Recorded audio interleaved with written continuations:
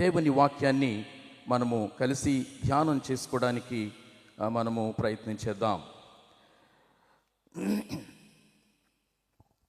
ఈ రాత్రి యేసుక్రీస్తును నేను మీకు చాలా సవివరంగా స్పష్టంగా పరిచయం చేయాలని నేను అనుకుంటూ ఉన్నాను.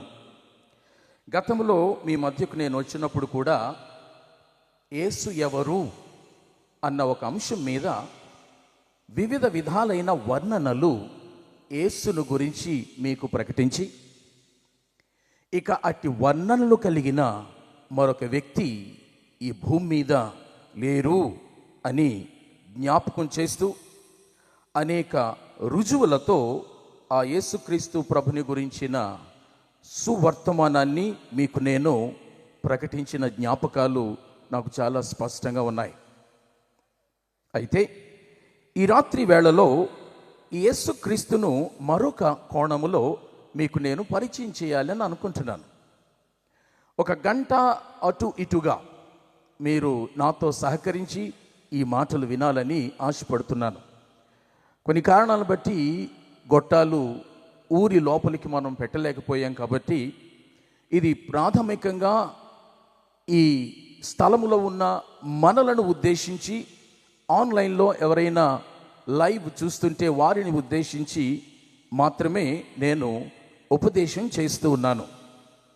యేసుక్రీస్తును ఈ కోణంలో నువ్వు ఎరుగుదువా అని నీకు ఈ రాత్రి ఒక ప్రశ్నను, ఒక సవాలును ఉంచాలని ఆశపడుతూ ఉంటున్నాను.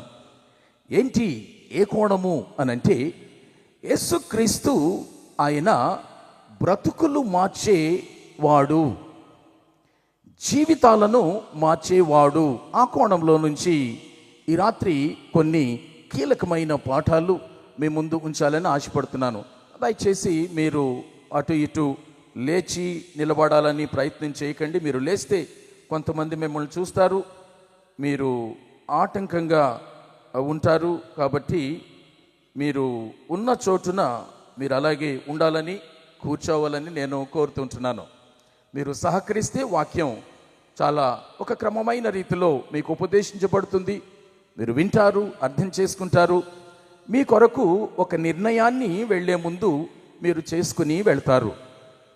ఈ రాత్రి ఈ యేసుక్రీస్తును నువ్వు చాలా వ్యక్తిగతంగా, నీదైన వానిగా, నీ వాడైన వానిగా నువ్వు ఎరిగి వెళ్ళాలని నా ఆశ. గత 2 రాత్రుల్లో మీకు సంఘానికి లేదా విశ్వాసులకు ఉద్దేశించిన వర్తమానాలు ఎక్కువగా మీరు పొందుకున్నారు.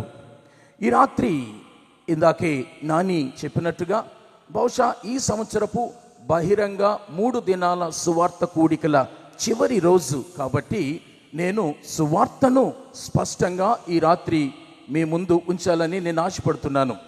ఇక్కడ ఇంకా ఏ కొద్ది మంది అయినా, కనీసం ఏ ఒక్కరైనా సువార్త వినవలసిన అవసరత ఉన్నవానిగా ఉంటే వానిని వినాలని నేను ప్రభు పేరిట మనవి చేస్తూ ఉంటున్నాను.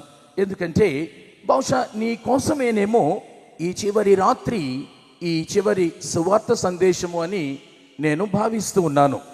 ఇక్కడ నుంచి వెళ్ళే లోపున ఎలా మిమ్మల్ని మీరు సిద్ధం చేసుకొని ఒక లక్ష్యము కలిగి ఒక తీర్మానంతో వెళ్ళాలని నేను ఆశపడుతున్నాను అని అంటే, మొట్టమొదటిగా యేసును గురించి మాత్రమే నువ్వు విని,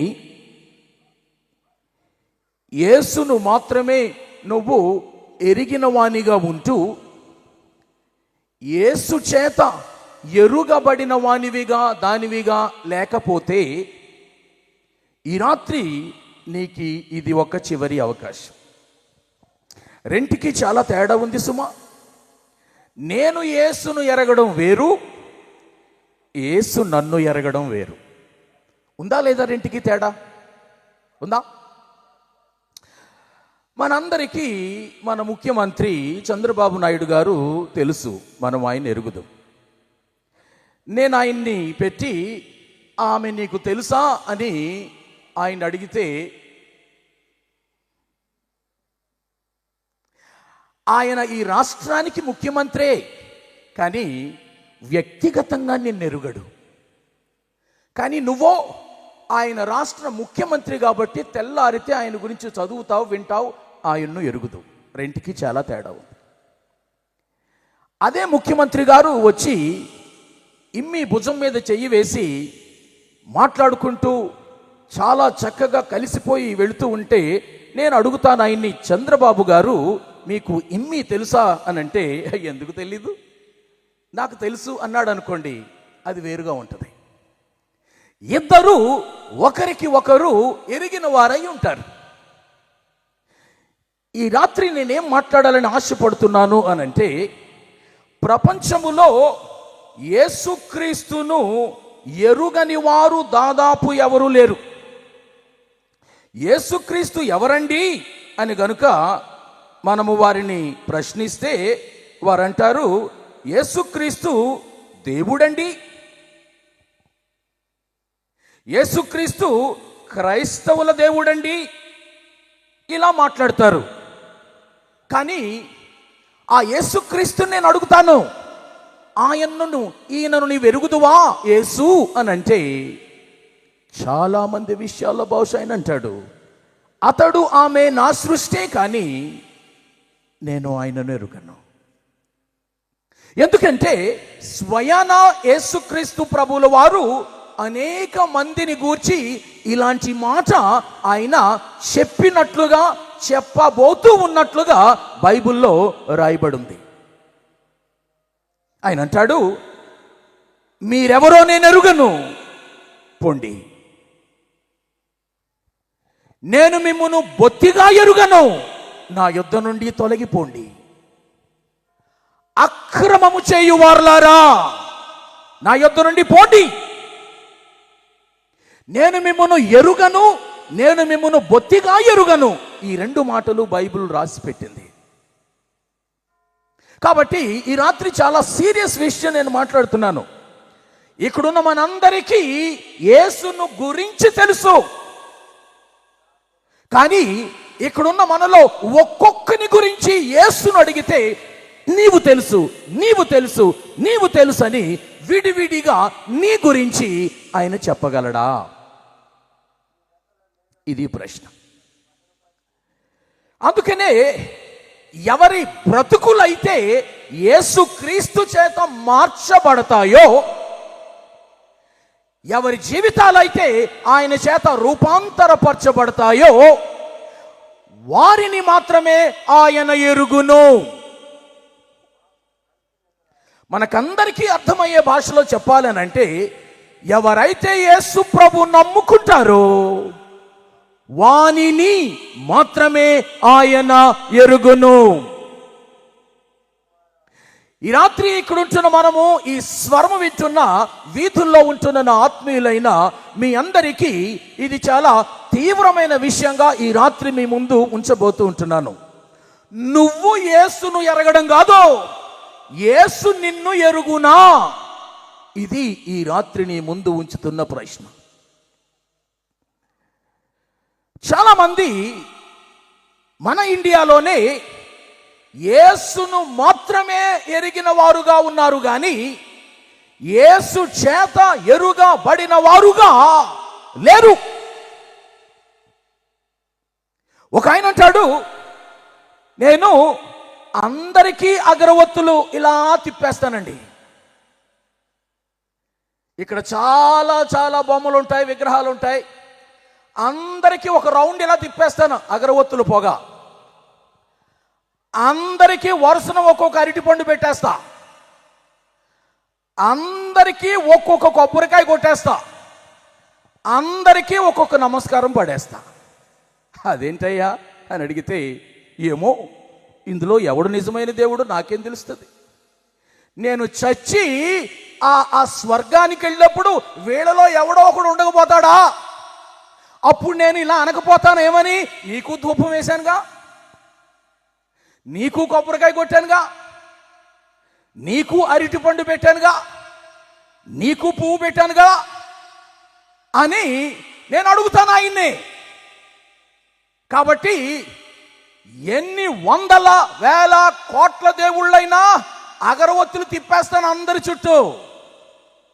ఎవడికో ఒకడికి నా పొగ వెళ్ళకపోద్దా, వీళ్ళలో ఎవడో ఒకడు అక్కడ నిజం కాకపోతాడా, నన్ను చేర్చుకోకపోతాడా? ఈ రకమైన పరిస్థితుల్లో ఇండియాలో ఉన్నారు. నేను ఊహించి చెప్పడం లేదు. ఇండియా చలనచిత్ర పరిశ్రమలో ప్రముఖంగా ఆయన పేరు వినవస్తూ ఉంటుంది. నేను ఆయన పేరు మీకు చెబితే ఆయనా అని మీరు అంటారు. ఆయనను 3 ఇంగ్లీషు ముక్కల షార్ట్ కట్లో ఆర్జీవి అంటారు. మీకు వెలిగే ఉంటుంది. ఎవరండి? రామ్ గోపాల్ వర్మ. అది ఆయన అన్నమాట. నేను స్వయంగా విన్నానది ఆ టీవీలో. ప్రియులారా, ఇలాగున దేవుణ్ణి ఎరగడం కాదది. నీకే అంత తెలివి ఉంటే నిన్ను సృజించిన దేవునికి ఇంకెంత తెలివి ఉండాలి? ఆయన అనుకుంటాడు నేను చాలా తెలివైన వాడినని. ఆయన గురించి కూడా చాలా మంది అనుకుంటారు ఆయనకు తెలివి ఎక్కువని. కానీ బైబిల్ అంటుంది, ఎవరైతే దేవుడు లేడు అని అంటారో, ఉన్నా ఆయన ఎవరో కనుగొనకుండా ఉంటారో అట్టి వానిని బుద్ధిహీనుడు, చెడిపోయినవాడు, అసహ్య కార్యములు చేయువాడు, దేవునిని వెదకువాడు కాడు, వివేకము లేనివాడు, ఇలాంటి మాటలు బైబిల్ వాడింది. అందుకే నేను అంటున్నాను, జ్ఞానులు, తెలివైన వారు, ఈ లోకములో ప్రముఖులు అనబడిన వారు దేవుని దృష్టిలో వారు బుద్ధిహీనులు. ఎందుకు అని అంటే, అయితే వారు నిజ లోక రక్షకుని ఎరుగని వారై ఉన్నారు, లేదా మందిలో మిరియాలు చల్లినట్టు అందరికీ ధూపం వేసేవాళ్ళు అయి ఉంటారు. ఈ రాత్రి అన్ని బొమ్మలకు ధూపం వేసే రకం నువ్వైతే నీకు ధూపం కాదు రేపు రాబోతున్నది, ఏకంగా అగ్ని గంధకములతో మండు గుండములో శాశ్వతమైన పొగే. నీకు చావాలంటే చావు రాదు, బ్రతకాలంటే బ్రతకలేవు. అందుకనే ఈ రాత్రి నీవు ఈ యేసును గురించిన స్పష్టమైన అవగాహనలోనికి మీరు రావాలని నేను కోరుతున్నాను. యేసును నువ్వు ఎరగడం కాదు, ఈ యేసు నిన్ను ఎరుగునా అంటే నేను చాలా స్పష్టంగా అడుగుతుంటున్నాను, నువ్వు యేసుక్రీస్తు ప్రభువును నీ స్వీయ రక్షకునిగా, నీ ప్రభునిగా, నీ దేవునిగా నువ్వు ఒప్పుకొని ఇక్కడ కూర్చున్నావా? బాప్తిస్మము ద్వారా సంఘ సహవాసములో చేరి రక్షణలో కొనసాగుతూ ఉన్నావా? దేవుని కొరకు పవిత్రమైన బ్రతకడానికి సాధన చేస్తూ, సాక్ష్య జీవితాన్ని కలిగి బ్రతకడానికి సాధన చేస్తూ, క్రమంగా సంఘ సహవాసానికి వెళుతూ, క్రమంగా వాక్యాన్ని చదువుతూ, క్రమంగా ప్రార్థన చేస్తూ, నీ భక్తిని చేస్తూ యేసుక్రీస్తును అధికంగా ఎరిగిన వానిగా, ఆయన చేత అధికంగా ఎరుగబడిన వానిగా, ఆయననే నీ జీవిత దేవునిగా, ప్రభునిగా కలిగి కూర్చున్నావా ఇక్కడ? లేదా మీలో ఎవరైనా గుడికి మాత్రమే వస్తూ యేసును నీ గుండెల్లో కలిగి లేకపోతే ఈ రాత్రి నీకు ఒక చివరి అవకాశము కావచ్చు. అందుకనే ఇక వేరే వాళ్ళ సంగతి మర్చిపోయి ఈ రాత్రి సభ నా కొరకే అన్న తాత్పర్యంతో ప్రతి వారు వినాలని నేను ఆశపడుతుంటున్నాను. నువ్వు యేసుక్రీస్తుకు నీ హృదయం ఇవ్వకపోయినా ఈ రాత్రి ఒక తీర్మానం చేసుకుని వెళ్ళొచ్చు. ఇది వరకు నీ పాపముల్ని ఒప్పుకున్న అనుభవము, జ్ఞాపకము గుర్తు ఉండి బాప్తిస్మము ద్వారా సంఘ సహవాసములోనికి ప్రవేశించి రక్షణ కార్యాన్ని నీ పట్ల దేవుడు సంపూర్తి చేయడానికి నువ్వు అనుమతిస్తావా? దాని కొరకు కూడా ఈ రాత్రి నువ్వు సిద్ధపడవచ్చు. ఒకవేళ ఈ రాత్రి ఇంత మాట నువ్వు విన్న తర్వాత ఈ యేసును ఇంకా కాదనుకుంటావా? నీ నాశనానికి నువ్వే ఉత్తరవాదివి అని చెప్పుకొని ఇక్కడ నుంచి నువ్వు వెళ్ళిపో. మరొకసారి నీకు సువార్త ప్రకటించబడే అవకాశము రాదేమో, మరొకసారి నువ్వు సువార్త వినే అవకాశము ఇక నీకు దొరకదేమో, నీ గతి నిత్య నాశనం కాబోతుందేమో. ఇలాంటి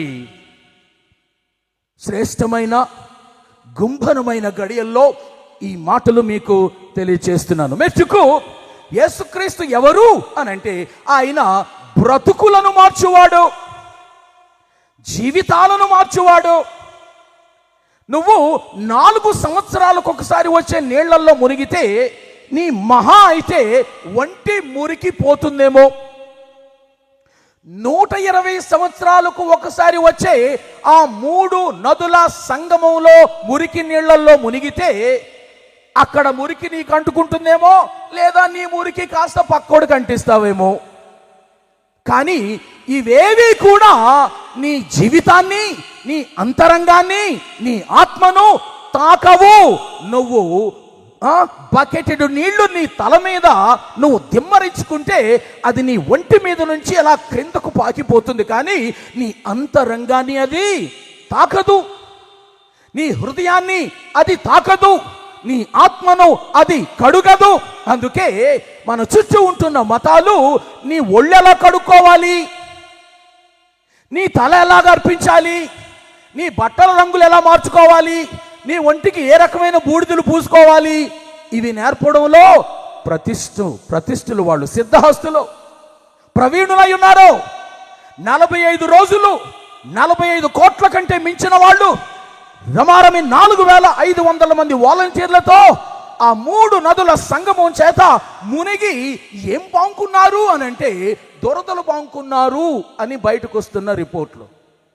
దురదలు ప్రక్క దేశం నుంచి, అమెరికా నుంచి ఒక తెల్లామెను ముందుగా దించి వేరే దేశపు స్త్రీలు కూడా వచ్చి మునుగుతున్నారని ఆమెను తీసుకొచ్చి ముంచితే కోక్కుంటూ బయటకు వచ్చింది. ఆమె కోక్కుంటూ అమెరికాకి వెళ్ళిపోయింది. ప్రియులారా, ఎందుకు ఈ మాటలు చెప్తున్నానంటే, నువ్వు మంచి నీళ్లలో మునిగితే ఒళ్ళు శుభ్రం అవుతుంది, మురికి నీళ్లలో మునిగితే ఒంటికి దురదలు వస్తాయి. ఇక అంతకు మించి నీళ్లు నీకు చేసేదేమీ లేదు. అందుకే ఈ రాత్రి వేళలో నా ఒళ్ళు శుభ్రపరిచే నీళ్లు కాదు, నా ఆత్మను శుద్ధి చేసే మార్గం ఏమైనా ఉందా, బ్రతుకులు మార్చే ఒక విధానం ఏమైనా ఉందా, అది ఈ రాత్రి ముచ్చటించాలని అనుకుంటున్నాను. ఎవరో విదేశీయులెందుకు, మన స్వదేశంలోనే మీకు చాలా సుపరిచితులైన ఒక 2-3 వ్యక్తులను గురించి మీ ముందుకు తీసుకొస్తే వారి బ్రతుకులు ఎలా మారాయో సంక్షిప్తంగా 1-2 మాటల్లో మీ ముందుంచుతాను. ఒక ఆయన ఉన్నాడు, ఆయన ఈ బైబిల్ని కాల్చేశాడు. ఈ బైబిల్ అంటే నచ్చదు ఆయనకి, అందుకని కాల్చేశాడు.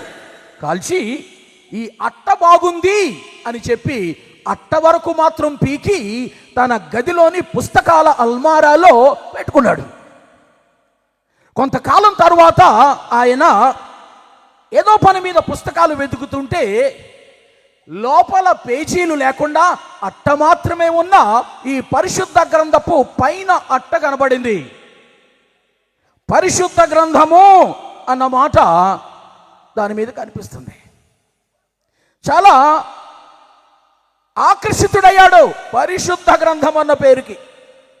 ఏంటబ్బా, చాలా పుస్తకాలు నేను చూశాను, వాటి మీద పరిశుద్ధ గ్రంథము అని రాయబడలేదు, దీని మీద పరిశుద్ధ గ్రంథము అని ఉంది అనుకొని దీని సంగతి ఏంటో చూద్దాం అని అనుకొని మొత్తం బైబిల్ని సంపాదించాడు. ఏ బైబిల్ని అయితే కాల్చాడో ఆ బైబిల్ను మరల తిరిగి సంపాదించి చదవడం మొదలెట్టాడు. కట్ చేస్తే ఈ గ్రంథము అతని జీవితాన్ని మార్చింది. ఈ గ్రంథము అతని బ్రతుకును రూపాంతరపరిచింది, తన బ్రతుకును చక్కదిద్దింది. తన సొంత సిక్కు మతములో, తన సొంత గురు గ్రంథ్ సాహిబ్లో లేని ఒక వినూత్నమైన దైవ శక్తి ఈ గ్రంథములో అతడు అనుభవించాడు. అనుభవించి తన బ్రతుకును మార్చుకొని యేసును ఎరుగుట మాత్రమే కాదు, యేసు చేత ఎరుగబడిన వానిగా మారు మనస్సు పొంది ఆయనను తన స్వీయ రక్షకునిగా ప్రభునిగా స్వీకరించాడు. అంత మాత్రమే కాదండి, ఈ యేసు గురించి ఇండియా నలుమూలలకు వెళ్ళి తానెరిగిన యేసును గూర్చి ప్రకటించి నమ్మిన వారిని యేసుక్రీస్తు ప్రభుని రక్షణలోనికి నడిపించి పలు చోట్ల క్రైస్తవ సంఘాల స్థాపనకు అతడు కారకుడయ్యాడు. అతని పరిచర్య జాతీయంగా అంతర్జాతీయంగా ఆయన ఉన్న కాలములోనే రమారమి 10,000 క్రైస్తవ సంఘాలు ఆయన స్థాపించుటకు దేవుని చేతిలో ఒక సాధనమయ్యాడు ఆయన బ్రదర్ భక్త్ సింగ్. ఆమేన్. ఎవరి జీవితాలైతే దేవుడు మారుస్తాడో వారు అలా ఉంటారు. ప్రియులారా, ఆయన ఒక సిక్కు మతానికి చెందినవాడు. అయినా యేసుక్రీస్తు చేత తన జీవితాన్ని రూపాంతరపరుచుకొని ఆయన చేత ఎరుగబడిన వానిగా, ఆయన జీవగ్రంథములో తన పేరు లిఖింప చేసుకున్న వానిగా, ఆయన పాద సేవకునిగా ఇండియా నలుమూలలు తిరిగి ఆయన అద్భుతమైన పరిచర్య చేసి ప్రభు దగ్గరికి వెళ్ళిపోయాడు. అందుకే నేను అంటున్నాను, ఎవరు యేసు అని గనుక నీవు నన్ను అడిగితే, యేసు బ్రతుకులు మార్చువాడు, బట్టలు మార్చువాడు కాదు. నీ ఒంటి మీద ఉన్న బూడిద రంగులు మార్చువాడు కాడు. నీ నెత్తి మీద పాలో, నీ నెత్తి మీద నీళ్ళో పోసి నీ ఒంటిని మాత్రమే శుద్ధి చేయువాడు కాడు.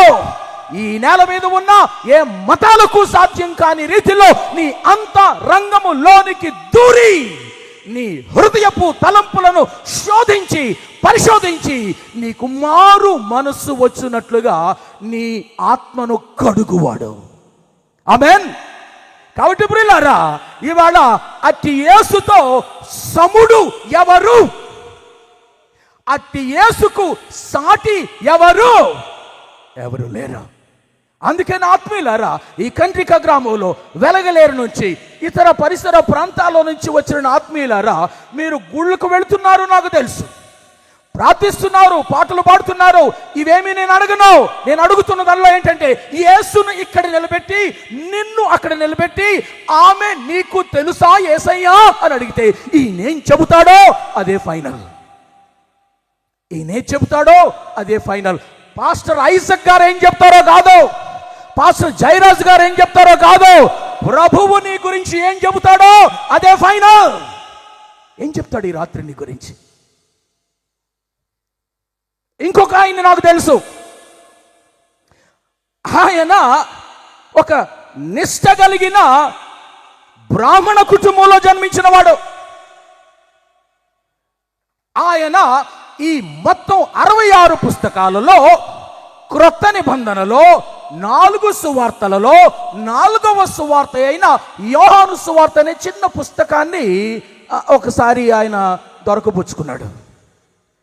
ఆయన ఆ పుస్తకాన్ని చదువుతూ ఉంటే ఆశ్చర్యంగా ఆయన అందులో మరుగై ప్రత్యక్షపరుచుకున్న రక్షకుడైన యేసును సాక్షాత్కరింపజేసుకున్నాడు. హల్లెలూయా. yes. ఆయన అన్నదమ్ములు అంటారు, రే నువ్వు నిష్ట కలిగిన వైదిక బ్రాహ్మణ నేపథ్యంలో నుంచి వచ్చినాడు కదరా, నువ్వు ప్రముఖ హైందవ గొళ్లకు పూజారి పురోహితుని లాంటి వాడు కదరా, నీకు సంస్కృతం వచ్చు కదరా, మన హిందూ పుస్తకాలలో నీకెక్కడైనా దోషాలు లోపాలు కనిపిస్తే నువ్వు కరెక్ట్ చెయ్యు, సరిదిద్దు, అంతేగాని ఈ బైబిల్ను వెంటబడతావేంట్రా నువ్వు అని అన్నలు అడిగితే ఆయన ఇలా అన్నాడు. ఏమని? అన్నలారా, నేను చదివి నేను తప్పులు దిద్దే ఈ హిందూ పుస్తకాలు నాకెందుకు? నేను చదువుతుంటే నా తప్పులు దిద్దే పరిశుద్ధ గ్రంథం కావాలి కానీ అన్నాడు ఆయన. ఎంత శ్రేష్టమైన సాక్ష్యం అండి! యేసు చేత బ్రతుకులు మారిన వారి సాక్ష్యాలు ఎలా ఉంటాయి? కాబట్టి ప్రియులారా, ఆయన ఇలా మాట్లాడినందుకు తన అన్నల చేత, తన స్వజనుల చేత వెలివేయబడిన వాడైనప్పటికీ కూడా వెరవకుండా కడదాకా ఇండియా తెలుగు క్రైస్తవ సంఘానికి కళ్ళు మూసుకున్నా కళ్ళు తెరిచినా ఆయన కనపడే రీతిలో రేడియోల ద్వారా, టీవీల ద్వారా, ఇలాంటి సభల ద్వారా యేసుక్రీస్తు ప్రభువును ఇండియా అంతా ప్రకటించిన ఒక ప్రముఖ క్రైస్తవ పండితుడు రాయసం రాధాకృష్ణమూర్తి గారు, ఆర్ఆర్కే మూర్తి గారు. మీరు విన్నారు ఈయన గురించి. ఆయన బ్రతుకు మారిందే. ఆయన అంటాడు, నేను చదివి నేను తప్పులు దిద్దే పుస్తకాలు నాకెందుకు, నేను చదువుతూ ఉంటే నా జీవిత తప్పులు ఎత్తి చూపించే గ్రంథం కావాలి, దేవుడు కావాలి అన్న ఎంత తెగింపు కలిగిన వ్యక్తి. ఆయన బ్రతుకు మారింది. ప్రియమైన దేవుని బిడ్డలారా, నేను చెప్పిన వీళ్ళు వారి బ్రతుకులు రూపాంతరం యేసు చేత చెందబడ్డమే కాదు, కానీ వారు యేసు సాధనాలుగా ఇండియాలో, తెలుగు రాష్ట్రాల్లో ఉన్న అనేక మంది బ్రతుకులు రూపాంతరం పొందడానికి ఆయన చేత వాడబడిన ఘనులైన దేవుని సేవకులు. హల్లెలూయా. ఎస్. అందుకే ఈ రాత్రి వేళలో నేను యేసును ఎలా మీకు పరిచయం చేస్తున్నాను అనంటే, ఆయన బ్రతుకులు మార్చేవాడు. నీ బ్రతుకును మార్చడానికి నువ్వు ఆయనకు అనుమతిచ్చావా? నీ బ్రతుకు మారడానికి ఆయనతో నువ్వు చెయ్యి కలిపావా? ఇక్కడ ఉంటున్న మనందరి బ్రతుకులు ఈ రాత్రి సంపూర్ణమైన రూపాంతరతలోనికి రాకుండా ఈ గేటు బయటకు నువ్వు వెళ్ళొద్దని ప్రభుని పేరట ప్రాధేయపడి అడుగుచున్నాను. గేటు దాటావా, నీ భవిష్యత్తు ఇక నీ చేతిలో ఉండదు, ఎవరి చేతిలో ఉండదు. ఒక ఆయన ఉన్నాడు, ఆయన రోడ్డు మీద పోతూ ఉన్నాడు. ఒక చిన్న కాగిత ముక్క దొరికింది రోడ్డు మీద. అదేంటి అని తీశాడు. అది ఈ బైబిల్లోని ఒక పేజీలోని చిరిగిపోయిన ఒక ముక్క. ఆ ముక్క చదివాడు. ఇంకా చదవాలనిపిస్తుంది, ఇంకేం లేదు అక్కడ. కాబట్టి ఆయన మొత్తం బైబిల్ సంపాదించాడు. మొత్తం బైబిల్ సంపాదించి ఆ మొత్తం బైబిల్ను చదివాడు. ఆయన బైబిల్ను చదువుతుంటే బైబిల్ అతని బ్రతుకును చదివింది. చదివి అతనికి బ్రతుకు మార్పిడి చేసింది ఈ బైబిల్. ఈ బైబిల్లో ఉన్న యేసుక్రీస్తు అతనిని జీవిత రూపాంతరంలోనికి నడిపించాడు. ఆయన పురుషోత్తమ చౌదరి. ఎందుకు తిరుగుతున్నారు మీరు అక్కడ? కూర్చోండి, కూర్చోండి, కూర్చోండి. కొద్దిసేపు మీరు కదలకండి. పురుషోత్తమ చౌదరి. ఇందాక నేను విన్నాను, ఆయన పాటలు బహుశా మీరు పాడారో లేదో, ఆంధ్ర క్రైస్తవ కీర్తనల గ్రంథములో ఆయన పాటలు దాదాపు 3వ వంతో 4వ వంతో మనం చూస్తూ ఉంటాం. అద్భుతమైన క్రైస్తవ కవుల పేర్లు, తెలుగు కవుల పేర్లు చెప్పాల్సి వస్తే ఈయన ముందు వరుసలో ఉంటాడు. ఆయన ప్రతి పాట కూడా ఒక సందేశమే. ఆయన ప్రతి పల్లవి కూడా ఒక సందేశమే. ఏం జరిగింది అనంటే, ఆయన తన బ్రతుకును ఆయన మార్చుకున్నాడు. యేసుక్రీస్తు ప్రభు ఆయన జీవితాన్ని మార్చాడు. ప్రియులారా, ఈ మాటలు ఇక్కడ ఉంటున్న వారిని మీరు అడగండి, వారు అలా చెప్పగలరు. నన్ను అడగండి, నేను చెప్పగలను. కాబట్టి ప్రియులారా, ఈ రాత్రి చివరి రాత్రి నా వలే, వీరికి వలే, మనకు వలే ప్రతి ఒక్కరూ కూడా యేసును నేను ఎరుగుట మాత్రమే కాదు, నన్ను యేసు ఎరుగును అని నువ్వు చెప్పి వెళ్ళడానికి, ఒక తీర్మానం చేసుకోవడానికి నీకు ఒక చివరి అవకాశం. ఇక్కడ ఎవరైనా గుడికి మాత్రమే వెళుతూ యేసుకు తన హృదయాన్ని ఇవ్వని ఆయా సంఘాలలో ఆయా తల్లిదండ్రుల కొడుకులు, కూతుళ్ళు, యవనస్తులుగా ఇక్కడ కూర్చొని ఉన్నారా? గుడికి మాత్రమే వెళుతూ తన హృదయాన్ని యేసుకి ఇవ్వకుండా ఉన్న ఒకానొక ఆమె భర్తవుగా, ఒకానొక ఆయన భార్యవుగా నువ్వు ఇక్కడ కూర్చున్నావా? ఈ రాత్రి నీకు ఇది చివరి అవకాశము. అని మనవి చేస్తుంటున్నాను. యేసుక్రీస్తు ఆయన బ్రతుకులను మార్చు దేవుడు. ఒక ఆమె గురించి ఆనాటి సమాజం ఒక నిర్ణయానికి వచ్చేసింది. ఆ సమాజం అంటది ఈమె పాపి, ఈమె కులట, ఈమె వ్యభిచారి. ఎప్పుడు 4-5 పురుషులు ఉంటారు. ఈమె ముఖాన్ని పునీతురాలనైనా నేను చూడకూడదు. ఈమె ఎదురు వస్తే నేను ఎదురు వెళ్ళకూడదు. అసలు ఆమె అక్కడ సమాజంలో లేదు. ఎవరికి ఆమె పట్టదు. ఆమె కూడా ఎలా మారిపోయింది అని అంటే, ఎందుకు వచ్చింది? నన్ను చూస్తే అందరూ చీత్కరించుకుంటున్నారు. నేను వస్తుంటే ప్రక్కకు పోతూ ఉన్నారు. ఒక పిలుపు లేదు, ఒక పలకరింపు లేదు. ఎందుకు వచ్చింది నా బ్రతుకు? నేను కూడా అలా మరుగ్గానే బ్రతుకుతాను. ఎవ్వరూ వెళ్ళని మిట్ట మధ్యాహ్నపు వేళ నేను వెళ్ళి నీళ్లు తెచ్చుకుంటాను నూతి దగ్గరికి వెళ్ళి. అందరూ వెళ్ళిపోయిన తర్వాత బజారుకి వెళ్ళి కాయగూరలు తెచ్చుకుంటాను. ఇలాగా ఆమె జీవితం అయిపోయింది. కానీ ప్రియులారా, మీకు తెలుసు, ఒకరోజు అదే మిట్ట మధ్యాహ్నపు వేళలో అదే రోజు వెళ్ళే యాకోబు బావి దగ్గర యేసుక్రీస్తు ప్రభువు వారు ఆయన శిష్యులతో మార్గము గుండా పోతూ నూతి దగ్గర ఆమెను కనుగొని ఆమెతో కొన్ని నిమిషాలు మాత్రమే ముచ్చటించి ఆమె జీవితాన్ని ఒలిచి బట్ట బయలు చేసి ఇక ఆమె దాచుకోవడానికి ఏమీ లేకుండా చేస్తే ఆమంటది నిన్ను చూస్తూ ఉంటే మొదట నువ్వు ఒక సామాన్యమైన యూదుడు అనుకున్నాను. ఆ తర్వాత ఇంకా నీ మాటలు వింటూ ఉంటే నువ్వు మా పితరుల తోడువేమో అనుకున్నాను. ఇంకాస్త నిన్ను జాగ్రత్తగా చూస్తూ ఉంటే నువ్వు ప్రవక్తలలో ఒకడవేమో అనుకుంటున్నాను. ఇంకాస్త చూస్తూ ఉంటుంటే మెస్సియా ఒక ఆయన వస్తాడు, ఆయన కోసం మేము ఎదురు చూస్తున్నాం. ఆయన వచ్చినప్పుడు మేము ఈ కొండ మీద ఆరాధించుకుంటాం అనగానే ప్రభు అంటాడు, నీతో మాట్లాడుచున్న నేనే ఆ మెస్సియాను అని అనగానే ఆమె ఆనందానికి అవధులు లేవు, ఆమె సంతోషానికి హద్దులు లేవు అనుకున్నా నేను. లేకపోతే మరుగుగా బ్రతుకుతున్న నా జీవితం మొత్తం అని చేశావు. నువ్వు మా ఊరోడువు కావు, నేను నిన్ను ఎప్పుడు చూడలేదు, నువ్వు నన్ను ఎప్పుడు చూడలేదు. ఎవరికి కనబడకుండా నూతి నీళ్లు చేతుకుని పోదామంటే ఈ దారిలో నువ్వు వచ్చావు.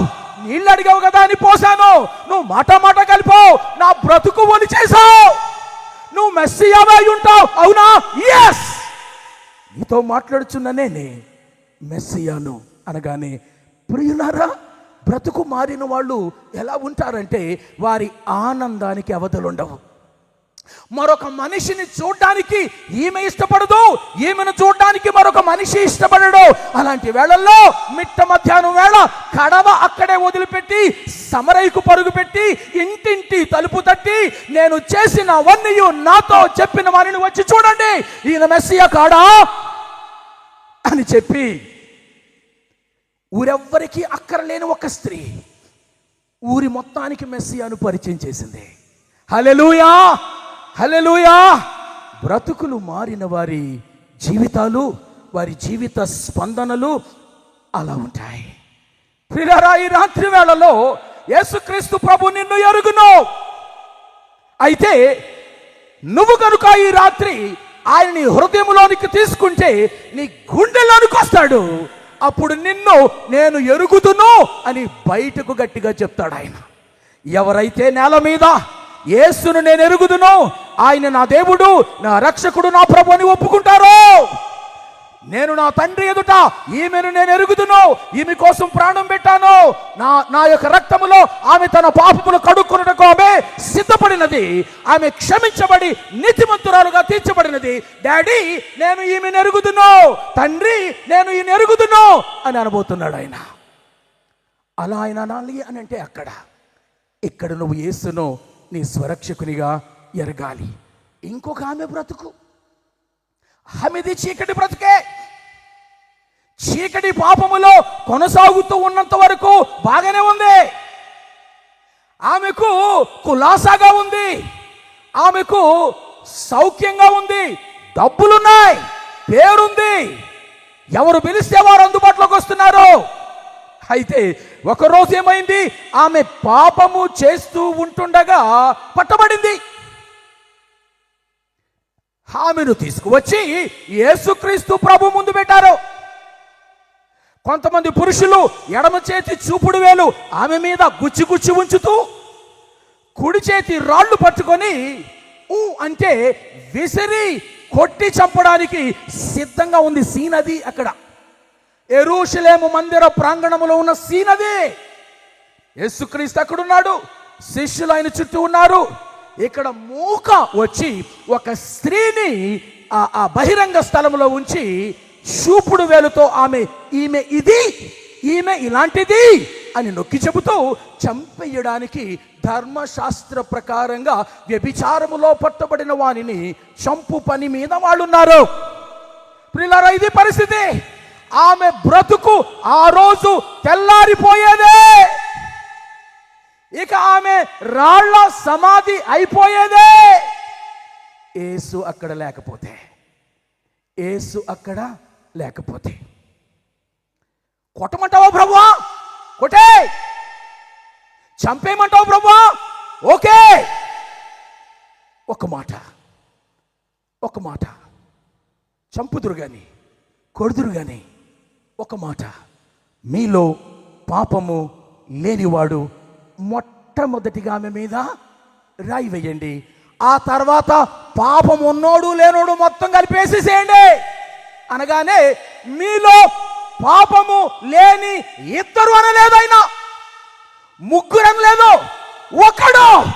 అక్కడ ఎన్ని డజన్ల మంది ఉన్నారో ఒక్కడు పాపము లేనివాడు ఉంటే వాడు మొదటి రాయి వేయండి, మిగిలిన వాళ్ళందరూ రాళ్ళు వేసి ఆమెను చంపేయండి అనంటే, గమనించండి ప్రియులారా, ఆ మాట వారు తమలోనికి తొంగి చూసుకొని, ఆ ఒక్కడిని నేనేనా?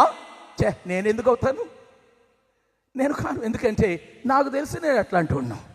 ఆయనకు తెలియదేమో, ఈమెకు తెలియదేమో, పక్కన్నోడికి తెలియదేమో, నాకు తెలుసు అని చెప్పి ఎవరికి వారు అంతః శోధన చేసుకుంటూ, స్వయం పరిశోధన చేసుకుంటూ ఉంటే, వారిలో ఇంకా చావకుండా మిగిలి ఉన్న మనస్సాక్షి ఉంది కాబట్టి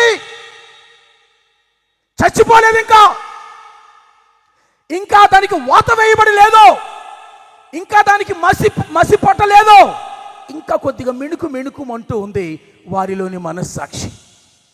నేను కాదులే, ఎవరినో వేయి నువ్వు, ఆ తర్వాత నేను వేస్తా రాయి, నేను వద్దులే, ఎవరినో వేయి నువ్వు.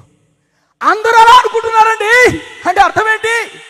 అక్కడ పురుషులలో ఒక్కడు పరిశుద్ధుడు లేడు, ఒక్కడు నీతిమంతుడు లేడు, ఒక్కడు మొదటి రాయి వేయగలిగిన వాడు లేడు. నెమ్మదిగా వాళ్ళ చూపుడు వేలు కిందకి దిగింది, వాళ్ళు ఎత్తిన రాయి క్రిందకి దిగింది. ఇలాగ చూసిన వాళ్ళు ఇలాగెలాగెలాగెలా చూసుకుంటా ఉన్నారు. ప్రియమైన దేవుని బిడ్డలారా, యేసుక్రీస్తు ప్రభువుకు వాళ్లను ఆ ప్రశ్న అడగడానికి ఎన్ని గుండెలు ఉండాలి? యేసుక్రీస్తు ప్రభువుకు వారిని ఆ ప్రశ్న అడగడానికి వారి గుండెలన్నిటి యొక్క వివరాలు ఆయన చేతుల్లో ఉండకపోతే ఆ ప్రశ్న వేస్తాడా? ఈ రాత్రి కూడా ఇక్కడ మనందరి బ్రతుకులు ఆయనకు తెలుసు, మనందరి బ్రతుకులు ఆయనకు తెలుసు. చీకటి బ్రతుకులు, మోసపు బ్రతుకులు, వ్యభిచార బ్రతుకులు, అహంకారపూరితమైన బ్రతుకులు, తాగుడు బ్రతుకులు, జూదము బ్రతుకులు అన్నీ తెలుసు ఆయనకి. ప్రియులారా, ఆయన ఎంత మంచోడో తెలుసా?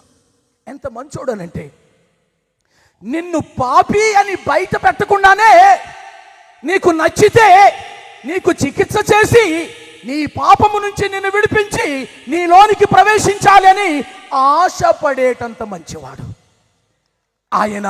మనల్ని అవమానపరచ ఉద్దేశం కలిగిన వాడు కాడు. ప్రియులారా, ఇలా ఊహించుకోండి, కొద్దిసేపు ఊహించుకోండి. మనందరి తలల మీద ఒక బల్బు ఉందనుకోండి. సృష్టించేటప్పుడే దేవుడు పుట్టించినప్పుడు ఒక బల్బు పెట్టాడు ఇక్కడ అనుకోండి. మనకిక్కడ చెడు తలంపు రాగానే బల్బు వెలుగుతుంది అనుకోండి. చెడు తలంపు రాగానే బల్బు వెలుగుతూ ఉంటే ఇక్కడున్న వాళ్ళందరూ తలల మీద వెలుగుతూ ఆరుతూ వెలుగుతూ ఆరుతూ ఉంటే ఏంటి దాని అర్థం? దాని అర్థం ఏంటి? ఇంత గట్టిగా ప్రసంగం చేస్తున్న ఆ బల్బు వెలిగింది అనుకోండి సడన్గా, మీరు ఉంటారా ఇక్కడ? అసలు ఉంటారా? నా మాటలు వింటారా? మన మందిరాలలో మన అయ్యగారుల నెత్తి మీద ఉన్న బల్బు ఆగకుండా వెలుగుతూనే ఉందనుకోండి, దాని అర్థం ఏంటి? ఇదన్నమాట నేను చెప్పేది. మన దేవుడు ఎంత మంచోడు. నేను పాపిని అని ఎరిగి కూడా వీడు పాపి అని అనడు. అనకుండగానే నా బ్రతుకును మార్చడానికి ప్రయత్నం చేస్తాడు. ఇంత మంచి దేవుడు నీకు ఎక్కడున్నాడు? నేను వ్యభిచారిని అని తెలిసి నన్ను వ్యభిచారిని నిందించుకుండగానే నా వ్యభిచారములో నుంచి నన్ను బయటకు తీసుకురావడానికి తప్పిస్తాడు తప్ప వీడు చెడిపోయినాడు, వీడు భ్రష్టుడు, వీడు పనికిమాలినోడు, వీడు వేస్ట్ ఫెలో అనడు. యేసు అనేనే అనడు. ఆయన ఇంకేం చేస్తాడంటే, మహా అయితే నీలోనికి నువ్వే తొంగి చూసుకొని నీకు నువ్వే ఎవరవో నువ్వే తేల్చుకో అంటాడు. అదే చేశాడు ఆయన. మీలో పాపము లేనివాడు మొదటిగా ఆమె మీద రాయి వేయుననగానే ఎవరిలోనికి వాళ్ళు తొంగి చూసుకుంటే, ఎవరి అంతఃస్థితి వారికి అర్థమైపోతూ ఉంటే, ఎవరికి రాయి వేసే సీన్ లేకపోతే వారు గమ్మున అయిపోయారు. ఈలోగా ఆయన నేల మీద ఏదో రాసుకుంటున్నాడు. ఆయన తల పైకెత్తి చూసేసరికి ఒక్కడు లేడు అక్కడ. ఇంత చెప్పినోడు ఇంకా అడుగు ముందుకేసోరే నువ్వేం చేసావో చెప్పను అంటాడేమో బాబోయ్. లేరు. మీలో పాపము లేనివాడు మొదటిగా రాయి వేయండి అన్నాడంటే ఆయనకు తెలుసు ఇక్కడ పాపము లేనివాడు ఒక్కడు లేడని, అందుకే ప్రశ్నించాడు ఆయన. ఇప్పుడు ఇంకా నేను నిలబడ్డానంటే, బాబు నీ సంగతి చెప్పమంటావా అంటాడు ఆయన. ఎందుకు వచ్చింది? పోతే బాగుండు. కాముగా వెళ్ళిపోయారు అందరూ. ప్రియమైన దేవుని బిడ్డలారా, అక్కడ ఆ గుంపులో ఒక్కొక్కడిని పట్టుకొని నిలదీసి వారి పాపముల చిట్టా చదివి, నీ పాపానికి వీడు సాక్షి, వీడి పాపానికి నువ్వు సాక్షి అని వారి తోలువలు చేసేవాడు ఆయన. ఆయన సర్వశక్తిమంతుడు. ఆయన కరుదృష్టికి మరుగైనది ఏది లేదు. అయినా నిన్ను అవమానపరుచుట ఆయన ఉద్దేశం కానే కాదు. కాబట్టి గుట్టుగా గమ్ముగా ఆ పరిశోధన నువ్వే చేసుకో అని నీకు వదిలిపెట్టేశాడు. ఈ రాత్రి వేళలో నా అన్నలారా, నా తమ్ముళ్ళు చెల్లెళ్ళు అక్కలారా, ఇదే ప్రశ్న నీకు వేస్తున్నాడు. నువ్వు పరిశీలన చేసుకో. ఆ రాత్రి వేళలో ఏం జరిగిందండి? ఆ మధ్యాహ్నపు గడియలో ఆ స్త్రీ బహుశా అనుకుని ఉంటుంది, ఎందుకు వచ్చింది నా బ్రతుకు? అంతా బాగా జరిగిపోయినంత వరకు బాగానే ఉండేది. నాకు తెలీదు నేను నడి రోడ్డు మీదకి వస్తానని, నాకు తెలీదు ఇలా పట్టపగలు పురుషుల మధ్యలో ఉంటానని. ఒక్క స్త్రీ లేదు, ఈమె ఉంది. పురుషులు మూగి ఉన్నారు, చూపుడు వేలు చూపిస్తున్నారు, రాళ్లతో కొట్టబోతూ ఉంటున్నారు. ఇక్కడ ఒక ఆయన ఉన్నాడు, ఈయన అంటే చంపేస్తారు. ఈయన ఏమంటాడు? అప్పటికి గండం తప్పింది. వాళ్ళ చేతి కాదు, ఈయనే చంపేస్తాడేమో నన్ను. ఎందుకంటే చూడబోతే ఈయనొక్కడే పరిశుద్ధుడిలా ఉన్నాడు. పరిశుద్ధుడికే పాపినైనా నన్ను చంపే హక్కు ఉంటుంది. కాబట్టి వాళ్ళ చేతిలో నేను లేను కానీ ఈయన చేతిలో పడ్డాను, చచ్చిపోయేటట్టున్నాను అనుకుందో ఏమో. లేదా ఈ బయటకు వచ్చి పురుషుల మధ్యలో నేను పాపిని వ్యభిచారిని సిగ్గుపోయి ఇలా ఉండే కంటే చచ్చిపోతే బాగుండేమో అనుకుందేమో.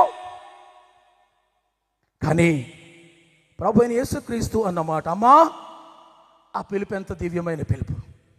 అమ్మా వారేరి, వారెక్కడున్నారు? వారెవరు నీకేం చేయలేదా? వారు నన్నెవరు ఏమీ చేయలేదు తండ్రి.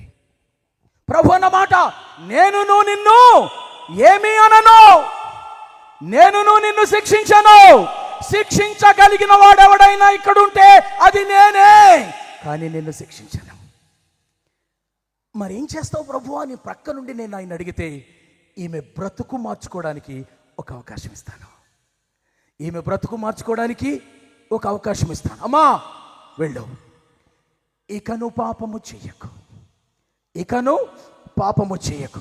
అలాగే నాయన, పాపము నన్ను నడివీధులకు తీసుకొస్తుందని, పాపము నన్ను బజారును పడేస్తుందని, పాపము నన్ను పబ్లిక్గా ఎత్తి పడుతుందని నేను అనుకోలేదు. ఆ స్థితి వచ్చింది. ఇక నేను ఆ పాపము చేయను. నిన్ను బట్టి నేను బ్రతికాను. నువ్వు నా బ్రతుకును మార్చావు. అని చెప్పుకొని పోయి ఉంటుంది ఆమె. ఈ రాత్రి వేళలో నా ప్రియులారా, పాపికి ఈ భూమి మీద ఉన్న, ముఖ్యంగా ఇండియాలో ఉన్న ప్రధాన మతమైన హిందూయిజంలో కానీ, రెండవ స్థానంలో ఉన్న ఇస్లాంలో కానీ, నాలుగవ స్థానానికి వెళ్ళిపోయిన బుద్ధిజంలో కానీ ఎక్కడ చోటు లేదు. పాపిని శిక్షించే మతాలే ఇవన్నీ. పాపిని శిక్షించే అవతారాలే అవన్నీ.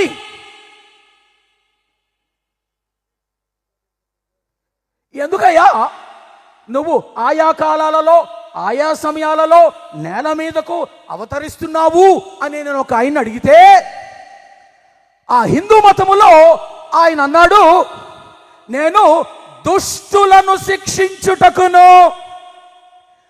శిష్టులను రక్షించుటకును ఆయా కాలాలలో ఆయా సందర్భాలలో నేను సంభవిస్తూ అవతరిస్తూ ఉంటాను అన్నాడు ఆయన. ఏం చేస్తాడట? దుష్టులను శిక్షించడానికి, శిష్టులను అనగా మంచి వారిని రక్షించడానికి అన్నాడు.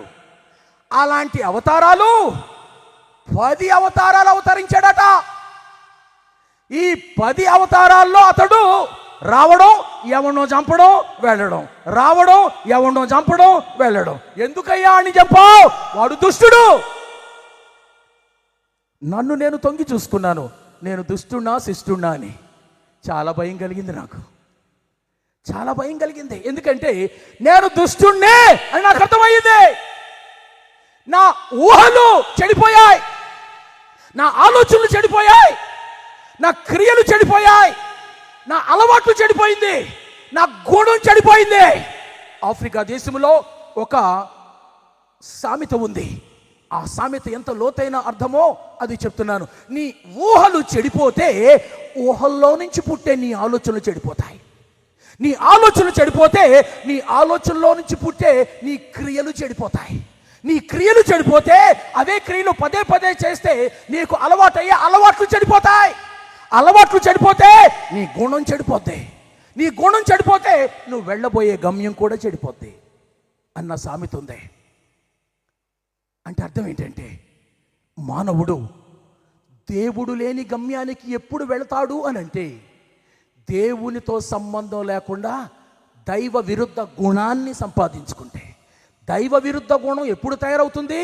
దేవునికి విరుద్ధమైన అలవాట్లు అబ్బితే. దేవునికి విరుద్ధమైన అలవాట్లు ఎప్పుడు అబ్బుతాయి? దేవునికి విరుద్ధమైన క్రియలు చేస్తుంటే. దేవునికి విరుద్ధమైన క్రియలు ఎప్పుడు ఒకడికి వస్తాయి? దేవునికి విరుద్ధమైన ఆలోచనలు ఆలోచిస్తే. దేవునికి విరుద్ధమైన ఆలోచనలు ఒకడికి ఎప్పుడు వస్తాయి? దేవునికి విరుద్ధమైన ఊహలు పుడుతూ ఉంటాయి. కాబట్టి నీ ఊహలు నువ్వు వెళ్ళబోయే గమ్యాన్ని నిర్దేశిస్తుంది.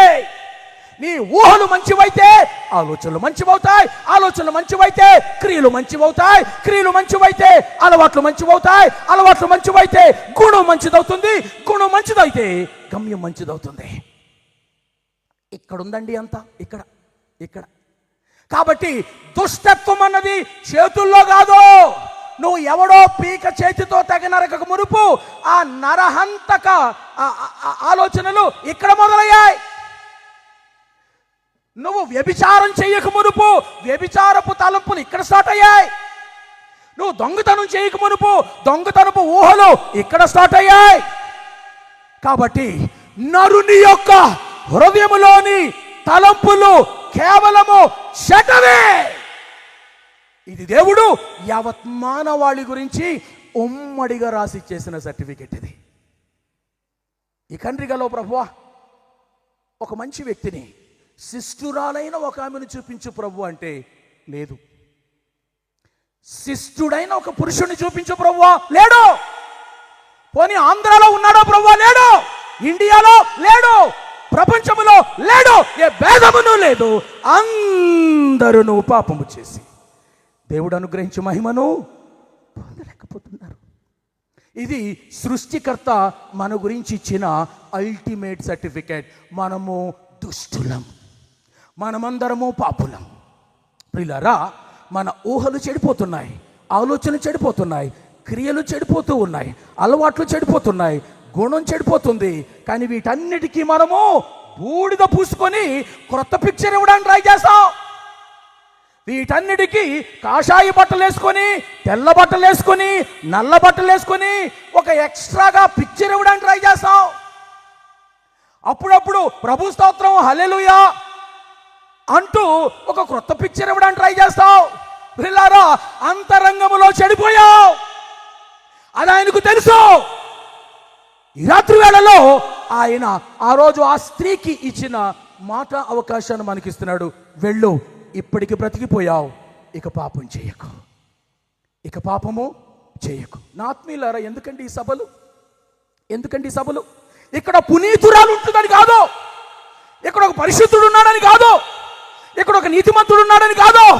అందరము త్రోవ తప్పి ఏకముగా పనికి మాలిన వాళ్ళమయ్యా. అందుకే ఈ రాత్రి వేళలో ఉమ్మడి పాపులమైన మనము దేవుని ఉమ్మడి రక్షణను పొందుకొని ఆయనను ఎరుగువారంగా మాత్రమే కాక ఆయన చేత ఎరుగుబడిన వారంగా ఉండాలన్నది దేవుని యొక్క ఆశ. అందుకే ఈ చివరి రాత్రి ఒక ఆమంటది, నేను ఒక నలిగిపోయిన పుష్పాన్ని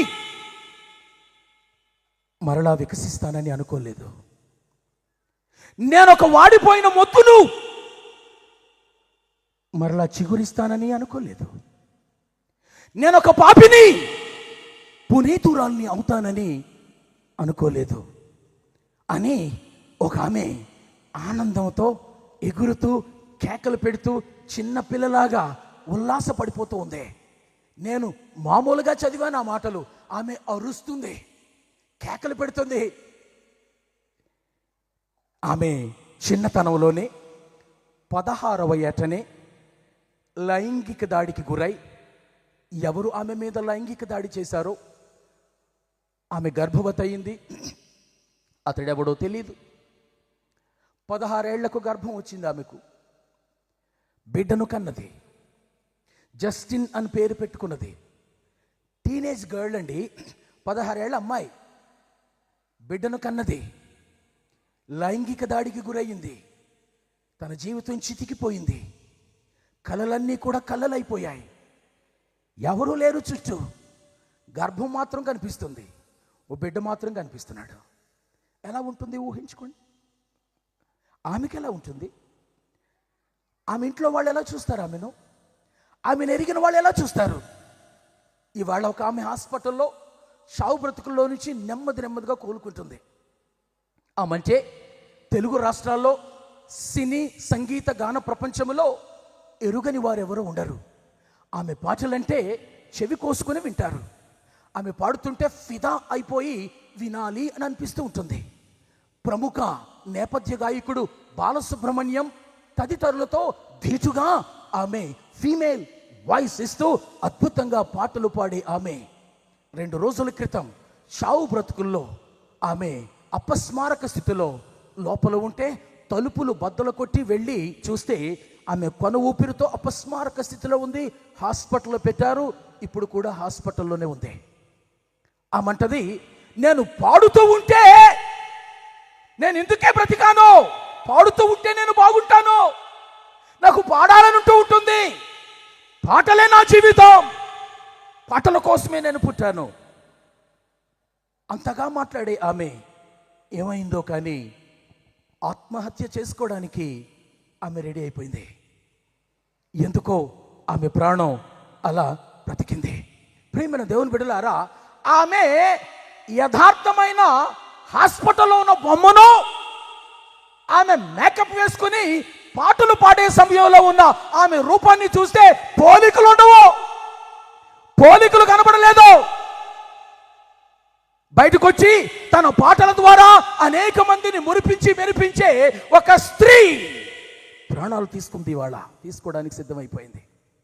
మనుష్యుని అంతరంగములో కొదువ, వెలితి, పాపం, నేరం, దోషం, అపరాధ భావన ఇవన్నీ ఉన్నాయి. అందుకే ఇంకా ఛేదిస్తూ ఉన్నారు. వివరాలు త్వరలో బయటకు వస్తాయి. చక్కగా పాడుతున్న వ్యక్తి ఈవేళ చావు బ్రతుకుల్లో ఉంది. చక్కగా నర్తించిన వ్యక్తి, చక్కగా యాక్ట్ చేసిన వ్యక్తులు వారు ఆత్మహత్యలు చేసుకుంటున్నారు. 10 మందిని నవ్వించే వాళ్ళు ఇవాళ నవ్వు లేకుండా ఉంది వారి ముఖంలో. ఏంటబ్బా కారణం? కారణాలు ఏంటి అని అంటే, నీ నటన నీకు రక్షణనివ్వలేదు, నీ అందం నీకు రక్షణనివ్వలేదు, నీ గానం నీకు రక్షణనివ్వలేదు, నీ ఏ విధమైన కౌశల్యం, ఏ విధమైన నిపుణత నేను రక్షించలేదు. రక్షించే ఆమె ఎందుకు ఇవాళ హాస్పిటల్లో ఉండాలి? రక్షిస్తే అనేక మంది ఎందుకు వారి ప్రాణాలు తీసివేసుకోవాలి? ప్రియమైన దేవుని బిడ్డలారా, ఈమె ఈ యవన టీనేజ్ గర్ల్ ఆమె ఏం చేసింది? ఇక ఆ పిల్లాన్ని పెంచుకోవాలి, దారి లేక మోడలింగ్ చేపట్టింది. ఇలాగే నాట్యం చేయడం. ఒకరోజు ఒక ఆయన వచ్చాడు, అడల్ట్ చిత్రంలో నటిస్తావా? పోర్న్ చిత్రం అదేనమ్మా, అశ్లీల చిత్రాల్లో షూటింగ్ లోకి వస్తావా? నెలకు 20 లక్షలు. వెంటనే లెక్క కట్టేసుకుంది. 12 నెలలు, 12 × 20 లక్షలు, 2,40,00,000. ఓకే చెప్పేసింది. యంగ్ గర్ల్ పిల్లరా, ఒక పాపము లోనికి ప్రవేశిస్తే ఆ పాపము నువ్వు అక్కడికక్కడే బాపుకోకపోతే, పాపము నుండి పాపానికి, చీకటి నుండి చీకటికి, అవిశ్వాసం నుండి అవిశ్వాసానికి, భ్రష్టత నుండి అధిక భ్రష్టతకు నువ్వు చచ్చే వరకు లేదా నువ్వు చంపుకునే వరకు పాపము నిన్ను విడువదా. పాపానుకుండే స్వభావం అది. ఓకే చెప్పింది. చాలా తక్కువ టైంలో ఆ పోర్న్ ఇండస్ట్రీలో తనకంటూ ఒక గుర్తింపును తెచ్చుకుంది. మొన్న కాలిపోయిన కాలిఫోర్నియాలో మలిబూ అనే ఒక రాష్ట్రములో, ఆ సిటీలో అత్యంత విలాసవంతమైన భవనాన్ని కొనుక్కుంది. ఖరీదైన ఫెరారీ కార్లు, ఇంకొక 6 ఇతర అత్యాధునిక కార్లు. రోజు ఆమె పని ఏంటంటే జస్టిన్ని స్కూల్లో వదిలిపెట్టడం, అట్నుంచటే షూటింగ్కి వెళ్ళిపోవడం. ఒకరోజు తప్ప తాగింది. అది మే నెల 2014 సంవత్సరం. నేటికి 10 సంవత్సరాల వెనకటి జరిగిన సంఘటన మాట్లాడుతున్నాను. తప్ప తాగింది, కారు నడుపుతుంది వేగంగా, ఒక యాక్సిడెంట్ అయ్యింది, డ్రంక్ అండ్ డ్రైవ్ కేసులో బుక్ అయ్యింది. చావు బ్రతుకుల్లో ఈమె హాస్పిటల్లో మంచం మీద ఐసీయూలో ఈమె ఉంది. ఆ సమయంలో కొన్ని రోజుల తర్వాత ఈమె బ్రతికే అవకాశాలు ఉన్నాయని డాక్టర్లు చెప్పారు. ఈమె స్పృహలోనికి వచ్చింది, ఆలోచనలో పడిపోయింది.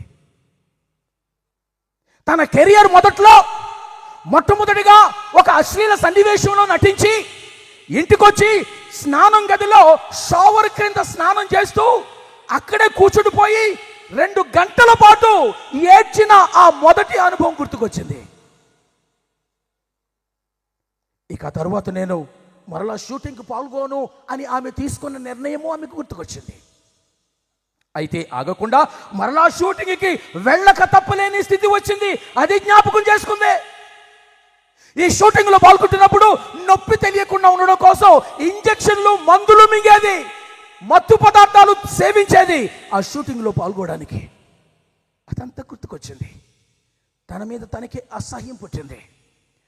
మార్పు కోరుకుంది. బాగుపడి డిశ్చార్జ్ అయి వెంటనే పుట్టింటికి వెళ్ళిపోయింది. అక్కడ వాళ్ళ అక్క ఉంది. ఆ అక్క ఆల్రెడీ ప్రభు నమ్ముకుని గుడికి వెళ్తూ ఉంది. ఆ అక్క వెనకాల వెళ్ళింది, గుడిలో కూర్చుంది. దేవుని సేవకుడు దేవుని మాటలు వినిపిస్తూ ఉంటుండగా దేవుని వాక్యము ఆమెతో మాట్లాడింది. ఆమె స్థితిని ఆమెకు ఎత్తి చూపించి అయినా ప్రభు నిన్ను క్షమిస్తాడు, ఎంత ఘోర పాపినైనా క్షమించుటకు సంసిద్ధత కలిగిన మనస్సు ఉన్నవాడు యేసు మాత్రమేనండి, ఇంకెవ్వడు లేడండి. ప్రియులారా, నేను ఇందాక చెప్పాను, ఆయన అంటాడు హిందూయిజంలో విష్ణు అవతారాల యొక్క లక్ష్యం ఏంటంటే చెడ్డోని చంపేస్తా, మంచోని బ్రతికిస్తా. నాకు చాలా భయం కలిగింది. ఎందుకంటే నాకు తెలుసు నేను చాలా చెడ్డోడినని. ఆయనకు తారసపడ్డానంటే చంపేస్తాడని అనుకున్నాను. దూరంగా తిరిగాను. చెడ్డవాళ్లను బ్రతికించువాడు ఎవడూ లేడా అని నేను ఆరా తీస్తాను. ఒకరోజు ఇలాంటి అయ్యగారు చెప్పారు, దుష్టులను రక్షించువాడు ఈ భూమి మీద ఒకడున్నాడు, ఆయన యేసుక్రీస్తు. చప్పట్లు కొట్టాలని అనిపించడం లేదా మీకు? ఒక్కడే ఒకడు 10 అవతారాలట. 10 అవతారాల యొక్క ఒకే ఒక లక్ష్యం ఏంటంటే చెడ్డోని చంపేస్తా, మంచోని బ్రతికిస్తా. ఏమండి అయ్యగారులు, మీ యేసు ప్రభు ఎందుకు వచ్చాడండి అని వీరిని అడిగితే వీళ్ళు అంటారు, నశించిన దానిని వెతికి రక్షించడానికి మనిషి కుమారుడి లోకానికి వచ్చాడు. ఎవరు నశించేవాడు? అందరూ. నేను ఉన్నాను అందులో. అందరము త్రోవ తప్పి ఏకముగా పనికి మాలిన వారయ్యారు, అందులో నేను ఒకడిని. నాకు యేసుక్రీస్తు దగ్గరే అమ్మయ్య ఈయన సరిపోతాడు నాకు అనిపించింది. ఈయన నాకు సరిపోతాడు అని అనిపించింది. ప్రియులారా, ఆ స్త్రీ యొక్క బ్రతుకు మారింది. ఆమె వెళుతున్న చర్చి పాస్టర్ డేవిడ్ గారు ట్రైనింగ్ అయ్యి అప్పుడే వచ్చి అక్కడ పరిచయం చేస్తున్నాడు. పెళ్లి చేసుకోలేదు. ఈమె అక్క ద్వారా ఈమె బ్రతుకంతా ఆయన విన్నాడు, ప్రార్థన చేసుకున్నాడు.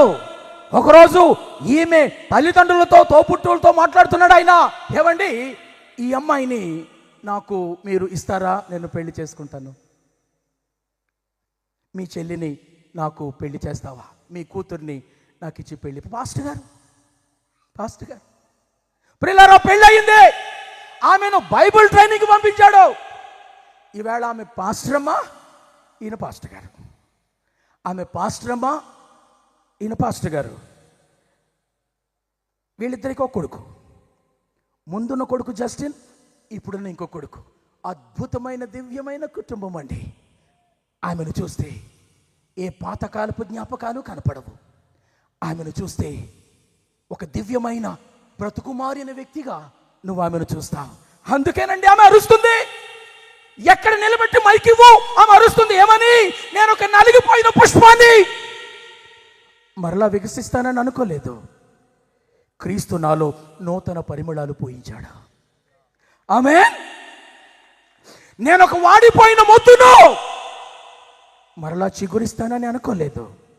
క్రీస్తు నాకు క్రొత్త చిగురింపునిచ్చాడు.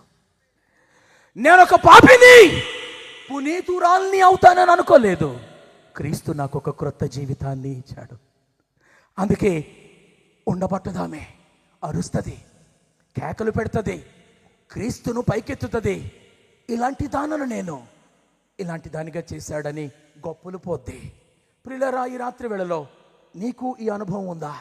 లేనట్లయితే ఎందుకు ఈ రాత్రి యేసు క్రీస్తును నీ జీవితంలోనికి ఆహ్వానించి క్రిస్టల్ బసెట్ అనబడిన ఈమెకు వలే, చౌదరి పురుషోత్తముకు వలే, బ్రదర్ భక్త్ సింగ్ గారికి వలే, బ్రదర్ రాయసం రాధాకృష్ణమూర్తి గారికి వలే, ఇక్కడున్న అనేక మందికి వలే, ఇండియాలో అనేక మంది బ్రతుకులు మార్చిన ఆ యేసు క్రీస్తు ప్రభుని యొక్క బ్రతుకులు మార్చే రూపాంతరత ఈ ప్రాంగణములో ఉన్న నీకెందుకు? ఈ రాత్రి నువ్వు పొందుకోరాదు. పొందుకుని వెళ్ళాలని ప్రభు పేట మీకు మనవి చేస్తుంటున్నాను. ప్రియులారా, మానవుని యొక్క స్థితి గురించి బైబిల్ వర్ణించేంతగా ఇంకేది వర్ణించలేదు. బైబిల్లో చాలా సత్యాలు స్పష్టంగా ఉన్నాయి. రక్షించబడిన తరువాత కూడా అపోస్తలుడైన పౌలు తన స్థితిని జ్ఞాపకం చేసుకుంటే ఇలా అంటాడు, ఈ నా శరీరమందు మంచిది ఏది నివసింపదని నాకు తెలుసు. రోమా 7:18. నాకు మేలు చేయాలని అనిపిస్తుంది, కానీ అది నా వల్ల కావడం లేదు. చూడండి, నిస్సహాయమైన కేక అపోస్తలుడైన పౌలు. రోమీయులకు రాసిన పత్రిక 3వ అధ్యాయం అలా చదువుకుంటూ పోతే నా పూర్వ వర్ణన అక్కడుంది. మానవుడు నీతి లేనివాడు, గ్రహించలేనివాడు, దేవుని వెదకువాడు కాడు, త్రోవ తప్పిపోయిన వాడు, పనికి మాలిన వాడు, తెరచిన సమాధితో పోల్చిన గొంతు కలవాడు, మోసగాడు, సర్ప విషమున్న పెదవులు గలవాడు, నోటి నిండా శాపం పగ ఉన్నవాడు, రక్తము చిందించుటకు పరుగెత్తే పాదములు గలవాడు, నాశన మార్గములో ఉన్నవాడు, శాంతి మార్గమును ఎరుగనివాడు, దేవుని భయమును బొత్తిగా లేనివాడు. మీకు అర్థమవుతుందా మన వర్ణన? ఇది మన యథార్థమైన జీవితం. ఇర్మియా గ్రంథాన్ని గనుక చూస్తే మోసకరమైన హృదయము గలవాడు. గలతీ పత్రిక చదివితే శరీర కార్యములు, శరీరేచ్ఛలు గలవాడు. జారత్వము, కాముకత్వము, అపవిత్రత, ద్వేషములు, అభిచారములు, విగ్రహారాధనలు, అల్లరితో కూడిన ఆటపాటలు, మత్తతలు, అసూయలు, విమతములు, ఇవన్నీ నువ్వు నేను.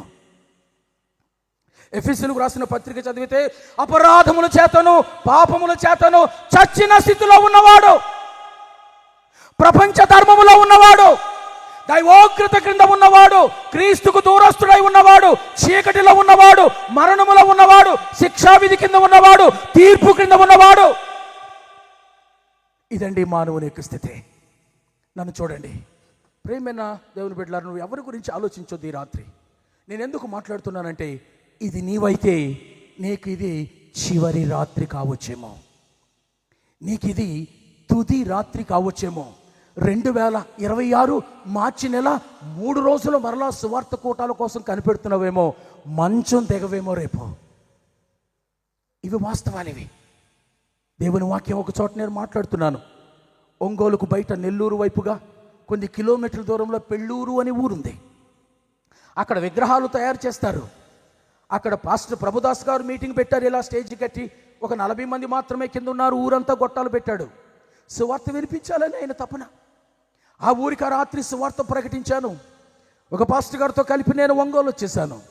11:30 సమయానికి ఆయన ఫోన్ చేస్తున్నాడు. అయ్యగారు, మీరు ఇక రేపటికి రాకండి లేండి అంటాడు. రేపటికి ఆగిపోండి అని. ఏమైంది పాస్టర్ గారు? ఏం లేదండి. ఎందుకులేండి, మీరు ఇక రేపు ఆగిపోండి. అది కాదు విషయం. ఏమైంది? ఆయన అంటాడు ఫోన్లో, మీరు ఇలా వెళ్ళగానే ఒక ఆయన కొంతమందిని వేసుకొచ్చాడండి. కర్ర పట్టుకొని కొట్టుకుంటూ లుంగితో వచ్చాడు. పెద్ద ముఠా ఉంది. నన్ను దాదాపు కొట్టినంత పనిచేశాడు. ఇలాగంటున్నాడండి. వాడెవడో వచ్చి మాట్లాడి వెళ్ళాడే, వాడు గనుక రేపు వస్తే కాలరు పట్టుకొని క్రిందకు లాగి చెంపలు వాయిగొట్టి పంపిస్తామని చెప్పు. ఎందుకైనా మంచిది, రావద్దని చెప్పాను వాడికే అని చెప్పి వెళ్ళిపోయాడండి. ఎందుకైనా మంచిది, వద్దులేండి. సరేలేండి పాస్టర్ గారు, ప్రార్థన చేద్దాం. ఆ రాత్రి ప్రార్థన చేశాను. పండుకున్నాం. పాస్టర్ మోజెస్ గారు నేను వెళ్ళాం ఒంగోలు నుండి. తెల్లవారు అదే పాస్టర్ ప్రభుదాస్ గారి ఫోన్తో మరలా నేను లేచాను. దొడ్డు ఫోను, నోకియా ఫోను. సింగపూర్లో కొత్తగా మొట్టమొదటి ఫోన్ కొనుక్కున్నాను. ఇంట్లోకి సిగ్నల్స్ రావు. గేటు బయటకు వచ్చాను. అలా వింటూ ఉంటాను మంచం మీద నుంచి. పాస్టర్ గారు, వాడు లేడండి. ఎవరు? అదేనండి, రాత్రి వచ్చాడు, చూశారు, చచ్చిపోయాడండి. ఏ జబ్బా? లేదండి, ఆరోగ్యంగా ఉన్నాడండి. ఊరంతా చెప్పుకుంటున్నారండి. రాత్రి వాడు వెళ్ళి అక్కడ గర్వంగా మాట్లాడాడు, వారి దేవుడు దెబ్బ కొట్టాడని. It can happen my brother and sister. నేను 2వ రాత్రి వెళ్ళి అక్కడ సువార్త ప్రకటించి నేను వచ్చాను. ఎందుకు ఈ మాటలు చెప్తున్నానంటే, ఈ అనుభవాలు నాకు చాలా ఉన్నాయి. అందుకే నేను మీకు చివరి అవకాశం అని పదే చెప్పడానికి, మిమ్మల్ని బెదరగొట్టడానికి కాదు. యేసు క్రీస్తును ఈ రాత్రి నమ్ముకోవలసిన వాడు దానివైతే నమ్ముకోకుండా నువ్వు వాయిదా వేసుకుంటే రేపు సూర్యోదయాన్ని నువ్వు చూడవేమో. అమ్మా, యేసయ్యని తీసుకెళ్ళమ్మా నీతో పాటు అంటది వాళ్ళమ్మ కూతుర్ని. మమ్మీ, అక్కడ మాకే జాగా లేదు లోపల కారులో కూర్చోడానికి, మళ్ళీ యేసయ్యని పంపిస్తావు నువ్వు నాతో? ఆ మాటకు ఆల్రెడీ కారులో ఉన్న కాలేజీ అబ్బాయిలు అమ్మాయిలు క్రిక్కిరిసి ఒకరి మీద ఒకరు కూర్చున్న వాళ్ళందరూ పక్కాలను నవ్వారు. పిక్నిక్ వెళ్తున్నారు. అందరు పిల్లల్ని వాళ్ళు తీసుకుంటూ చివరికి ఈ అమ్మాయిని తీసుకెళ్లాలా. వాళ్ళమ్మ ఇంట్లో నుంచి అమ్మాయిని తెచ్చింది. ఆ కారులో ఎక్కించే సమయానికి చూసింది లోపల, అమ్మా ఏంటమ్మది, ఎక్కడ కూర్చుంటావే నువ్వు, అసలు ఎక్కడ చోటేది? క్రికెట్స్ ఒకరి మీద ఒకరు కూర్చున్నారు కదమ్మా, మానేయమ్మా. లేదు మమ్మీ, నేను వెళ్తాను. ఎక్కడ కూర్చుంటావే? వాళ్ళు కూర్చున్నారు కదా మమ్మీ, నేను అలాగే కూర్చుంటాను. ఆ తల్లి హృదయం చాలా కష్టంగా అనిపించింది. త్వరగా రా అని లోపల ఉన్న వాళ్ళు తొందర పెడుతున్నారు. ఈ అమ్మ పిల్లను వదలలేకపోతా ఉంది. ఈ పిల్ల లోపల పోవాలని ఆరాటపడతా ఉంది. ఇకేమీ చేయలేని స్థితిలో విడువబడిన తల్లి, అమ్మా యేసయ్యని నీతో పాటు తీసుకెళ్ళమ్మా అంటది. దానికి ఆ మూర్ఖురాలన్న మాట ఏంటో తెలుసా? మమ్మీ మాకే చోట్లేదు ఇక్కడ, మధ్యలో మళ్ళీ యేసయ్య ఒకడా? నీకంతగా ఆయన్ని నాతో పంపించాలని అనుకుంటే కారు డిక్కీలో కూర్చోబెట్టి పంపించు. మూర్ఖురాలు. ఇలాంటి వాళ్ళు ఉంటారు అని అంటే నమ్ముతావా? ఉన్నారు. జర్మనీలో క్యాంపినాస్లో జరిగిన సందర్భాన్ని మాట్లాడుతున్నాను నేను. ఉన్నారు. ప్రియులారా, వెళ్ళిన గంటన్నర కూడా కాలేదు, ఈమెకు ఫోన్ వచ్చింది ల్యాండ్ లైన్ లో. ఏమండి, పలానా రంగు బట్టలు, పలానా కళ్ళద్దాలు. ఆరాటి పడిపోతుంది, గాబరా పడిపోతుంది తల్లి. అప్పుడే ఏమి కంగారు పడకండి, మీరు పలానా చోటికి రండి. ఏకంగా వెళ్ళింది. అక్కడ ఆల్రెడీ ప్రజలు మూగి ఉన్నారు. జరిగిన విషయం ఏంటంటే, ఈమె కారు ఊహించిన వేగం కంటే ఎక్కువగా వాడు తోలుతూ ఒక లావంటూ మొద్దుకు బలంగా ఢీ కొట్టాడు. వాళ్ళు పచ్చడయ్యారు. కారు దాదాపు ముక్కలైంది. అది ఏ బ్రాండ్ కారు కూడా ఎవరు తేల్చుకోలేరు. పోలీస్ వాళ్ళు వచ్చారు, ఫోటోగ్రాఫర్లు ఉన్నారు, వీడియోగ్రాఫర్లు ఉన్నారు. అక్కడ అందరూ కూడా స్థాణువులే నిలబడ్డారు. ఈ తల్లి నిలబడి పచ్చడైపోయిన కూతుర్ను బట్టలతో ఆనవాలు కట్టింది. ఏడుపు రాలేదు, ఒక విధంగా మొద్దుబారిపోయింది, మనస్సు అలాగుండిపోయింది. ఈలోగా పోలీసు వచ్చి, ఏం కారు అబ్బా ఇది అంటూ ఆ వెనకాల నొక్కుకుపోయి ఉన్న ఆ బానెట్, ఆ డిక్కీ బానెట్ కష్టంగా ఎత్తాడు. చిత్రం ఏంటంటే, అందులో ఒక 24 గుడ్లు పట్టే ట్రేలోని సున్నితమైన గుడ్లు ఒకటి పగలలేదు. ఆశ్చర్యపోతున్నారు అందరూ, ఇది అసాధ్యం. ఈ యాక్సిడెంట్కి, ఈ లావంటు దెబ్బకి ఇంతమంది చచ్చిపోతే, బండి రూపం లేకుండా పోతే, సున్నితమైన గుడ్లు పగలకుండా ఉండడం ఇట్స్ ఇంపాసిబుల్. ఎవరికి అర్థం కాదు అక్కడ ఏం జరిగిందో. ఈమెకు మాత్రమే అర్థమైంది. మమ్మీ, నీకంతగా యేసును నాతో పంపించాలని ఉంటే డిక్కీలో కూర్చోబెట్టు, పంపించు. తిరిగి ఆమెకు వినిపిస్తా ఉన్నాయి. బహుశా దానికి సాదృశ్యంగానేమో, ఆయన నిజంగానే డిక్కీలో ఉండి వెళ్ళాడు అన్నదానికి గుర్తుగానేమో, సున్నితమైన గుడ్లు, పగలాల్సిన గుడ్లు పగలలేదు అని అప్పుడు ఏడ్చిందామే. నీతో తీసుకెళ్ళమన్నాను కానీ డిక్కీలో కూర్చొని పంపమని చెప్పావే నువ్వు. ఆ యేసు నీతో ఉండుంటే నువ్వు బ్రతికేదానివి కదమ్మా, నీతో ఉన్న వాళ్ళందరూ బ్రతుకుండేవారు కదా అని గట్టిగా ఏడ్చేసింది. ప్రియమైన దేవుని బిడ్డలారా, ఈ రాత్రి వేళలో అందుకే నేను నా యవ్వన బిడ్డలతో మాట్లాడుతుంటున్నాను. దాటిపోనివద్దు. యేసుక్రీస్తును అలుసుగా చూడొద్దు, యేసుక్రీస్తును లైట్ తీసుకోవద్దు, ఆయన ప్రేమను నీవు చులకనగా చూడొద్దు అని ఈ రాత్రి మనవి చేస్తుంటున్నాను.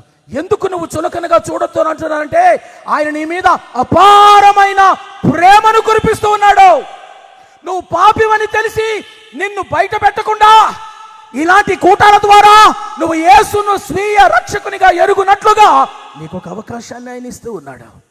అందుకే ఇదొక అవకాశం అని నీకు పదే మనవి చేస్తున్నాను. ఈ రాత్రి ఇక్కడ ఇంకను బాప్తిస్మము తీసుకోకుండా ఉన్నవానిగా కాలయాపన చేస్తున్న వానివిగా దానివిగా ఉంటే బాప్తిస్మానికి సిద్ధపడు. ఇంతకు మునుపు బాప్తిస్మం కంటే ముందు అసలు యేసును నువ్వు నమ్మకుండా ఉంటే గుడికి మాత్రమే వస్తావు, కానుకలు ఇస్తావు, పాటలు పాడుతావు, బైబిల్ చదువుతావు, కార్యక్రమాలను ఆర్గనైజ్ చేస్తావు, యేసును మట్టుకుని హృదయంలో కలిగి లేవు. ఆ స్థితి నీదైతే కలిగి వెళ్ళిపో. బయట వాళ్ళు చెప్పే ఉదాహరణ అది అంత మంచి పోలికగా నేను ఇక్కడ చెప్పలేను, కానీ నాకు నచ్చుతుంది. అక్కడ ఆయన అంటాడట ఇలాగా, ఏమని, ఈ గుండెను చీల్చి చూడు, నీకు రాముడు కనిపిస్తాడు అంటాడట. ఎవరు? హనుమంతుడు. నా గుండెను చీల్చి చూడు, ఇక్కడ రాముడు నీకు కనిపిస్తాడు. అది కట్టు కథ అని మనకు తెలుసు, కానీ అందులో ఉండే సీన్, ఆ మాటలు చాలా విలువైనవి. ఇక్కడ నువ్వు అనగలవా, ఈ గుండెను చీల్చి చూడు, నీకు యేసయ్య కనిపిస్తాడు అక్కడని. ఈ గుండెను ఇలా చీల్చి చూడు, నేను నమ్ముకున్న నా యేసు నువ్వు చూస్తావు అని అనగలవా? ఈ రాత్రి అనే స్థితి నీకు లేకపోతే నువ్వు ప్రమాదములో ఉన్నావు అని నీకు జ్ఞాపకం చేస్తుంటున్నాను. ఎందుకండి ఈ యేసుక్రీస్తు ప్రభువును నువ్వు నమ్ముకోమని అంటున్నానంటే చాలా కారణాలు చెప్పగలను. ముగింపులో ఈ కారణం నన్ను చెప్పనివ్వండి. ఎందుకంటే ఆయన అపర ప్రేమికుడు. ఆయనకు వలే సమస్త నరులను కులం ఊసెత్తకుండా, మతం పేరెత్తకుండా, ప్రాంతం పేరెత్తకుండా, నువ్వు తెల్లగా ఉన్నావా నల్లగా ఉన్నావా చూడకుండా, నువ్వు ఆడ మగ చూడకుండా, నువ్వు చదువుకున్నావా లేదా చూడకుండా, నిన్నుగా ఆయన ప్రేమించువాడు ఆయన ఒక్కడే. అదే నువ్వు హైందవ్యంలోనికి వెళ్ళు, నీకు ఒక వేరే లైన్ ఉంటుంది, ఆ లైన్లోనే వెళ్ళాలి. నువ్వు ఆ గర్భగుడిలోనికి వెళ్ళలేవు. గర్భగుడిలోనికి వెళ్ళే సీన్ నీకు లేదు, అది కొంతమందిగా ఉంటుంది అంటారు వాళ్ళు. నువ్వు ఈ లైన్లో వెళ్ళలేవు, నీ లైన్ అక్కడగా ఉంది, అక్కడికి వెళ్ళు. నువ్వు ఊరు మధ్యలో ఉండలేవు, నువ్వు ఊరు చివరన ఉండు. నువ్వు మాలాగా చెరువులో అందరిలాగా దిగలేవు, నువ్వు నాలాగా అందరిలాగా ఆ నూతులో నీళ్లు తాగలేవు. ఇవి మనకున్న ఆంక్షలు. ప్రేమైన దేవుని బిడ్డలారా, యేసుక్రీస్తు ప్రభువు చెప్తున్న మాట, ప్రయాసపడి భారము మోసుకొనుచున్న సమస్త జనులారా నా యొద్దకు రండి, నేను మీకు విశ్రాంతినిస్తాను. సమస్త అంటే ఏ కులం వాళ్ళు ప్రభువా ముందు రావాలి అని కనుక నేను అడిగితే నాకు ఆ కులాలేమీ లేవు. ప్రభువా ఎందుకు ఇలాగ ప్రేమిస్తున్నావు నువ్వు నన్ను? వాళ్ళు శూద్రుడు అంటారు, నువ్వేమో కులం చూడనంటావు. ఏంటి తేడా? ఆ హైందవ్యంలో ఉన్న దేవుళ్ళు దేవతలకు నీకు తేడా ఏంటి? వాళ్ళు కులాలు చూస్తారు. ఒకటి నెత్తి మీద నుంచి కొంతమంది పుట్టారట, ఒకటి భుజాల్లోంచి పుట్టారట, మరి కొంతమంది పొట్టలోంచి పుట్టారట, మరి కొంతమంది కాళ్ళలోంచి పుట్టారట అంటారు వాళ్ళు. నేను కాళ్ళలోంచి పుట్టిన వాడిని, నన్ను శూద్రుడని అంటారు వాళ్ళు. నీకు అలాంటి తేడా పాడాలు ఉన్నాయా ప్రభువా? I don't have. ఎందుకు ప్రభువా అని అంటే ఆయన అంటాడు, నిన్ను చూస్తుంటే వాడికి కులం కనిపిస్తుందేమో కానీ నిన్ను చూస్తుంటే నీలో నన్ను నేనే చూసుకుంటాను. నా రూపమే నీది, నా ఆకారమే నీది. దేవుడు మానవులను తన ఆకారము చొప్పున, తన పోలిక చొప్పున చేశాడు. నన్ను శూద్రుడు అని ఎవడైనా అంటే, నన్ను సృష్టించిన సృష్టికర్తను శూద్రుడు అంటున్నాడు. నన్ను పనికి మారిన వాడు అని ఎవడైనా అంటే, నా నిర్మాణకుని పనికి మారిన వాడు అని అంటున్నాడు. వాడు తీర్పులోనికి వస్తాడు. వాడి దినాలు వాడికి ఉన్నాయి. ఈలోగా అతడు సహా మారు మనసు పొందకపోతే, అతడు సహా కనికరించబడి పాపములు క్షమించబడి నిలబడకపోతే ప్రభుని ముందు, అతడు ఆమె సహా తమ బ్రతుకులు మార్చుకోవడానికి యేసు ప్రభు ముందుకు రాకపోతే తీర్పులోనికి నిలబడాల్సి వస్తుంది. అందుకనే ఈ రాత్రి, ఈ క్షణమే రక్షణకు అనుకూలమైన సమయము. ఆ సాయంత్రం ఆయన వచ్చాడు. ఒక యవనస్తుడు నా దగ్గరికి నరసాపురంలో, గాంధీనగర్లో ఉంటున్నాం మేము, మా కుటుంబం. సాయంత్రం పూట చల్లటి గాలి వీస్తుంది, కానీ చెమటలు బట్టి నా ముందు నిలబడ్డాడు. ఏమైంది నాయనా అని అడిగాను. అన్నా, నేను ఒక పాపంలో ఉన్నాను, తెలిసి తెలిసి పాపాన్ని చేస్తూ ఉన్నాను. నాకు తెలుసు అది పాపం అనేది నేను చేయకూడదని, కానీ చేయకుండా ఉండలేకపోతూ ఉంటున్నాను. చేస్తూనే ఉన్నాను. నాకు భయంగా ఉంది. నేను యూత్ లీడర్ని, కీబోర్డ్ ప్లే చేస్తాను, నా వెనుక టీం ఉంది. ఇవన్నీ కూడా మీకు తెలుసు కదన్నా. కానీ నా స్థితి ఇది.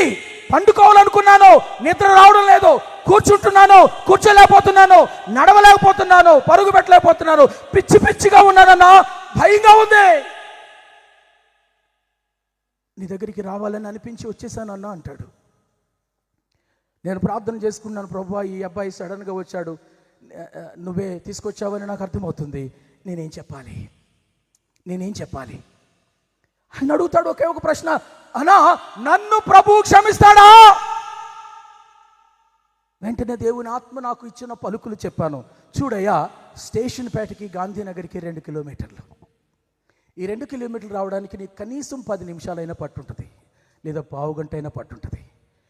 దేవుని కృప నీ మీద పూర్తిగా అడుగంటిపోయి తుడిచిపెట్టుకుపోతే, లేకుండా పోతే, ఇక్కడికి రావడానికి ఈ 10 నిమిషాలు కూడా నువ్వు బ్రతికుండవు.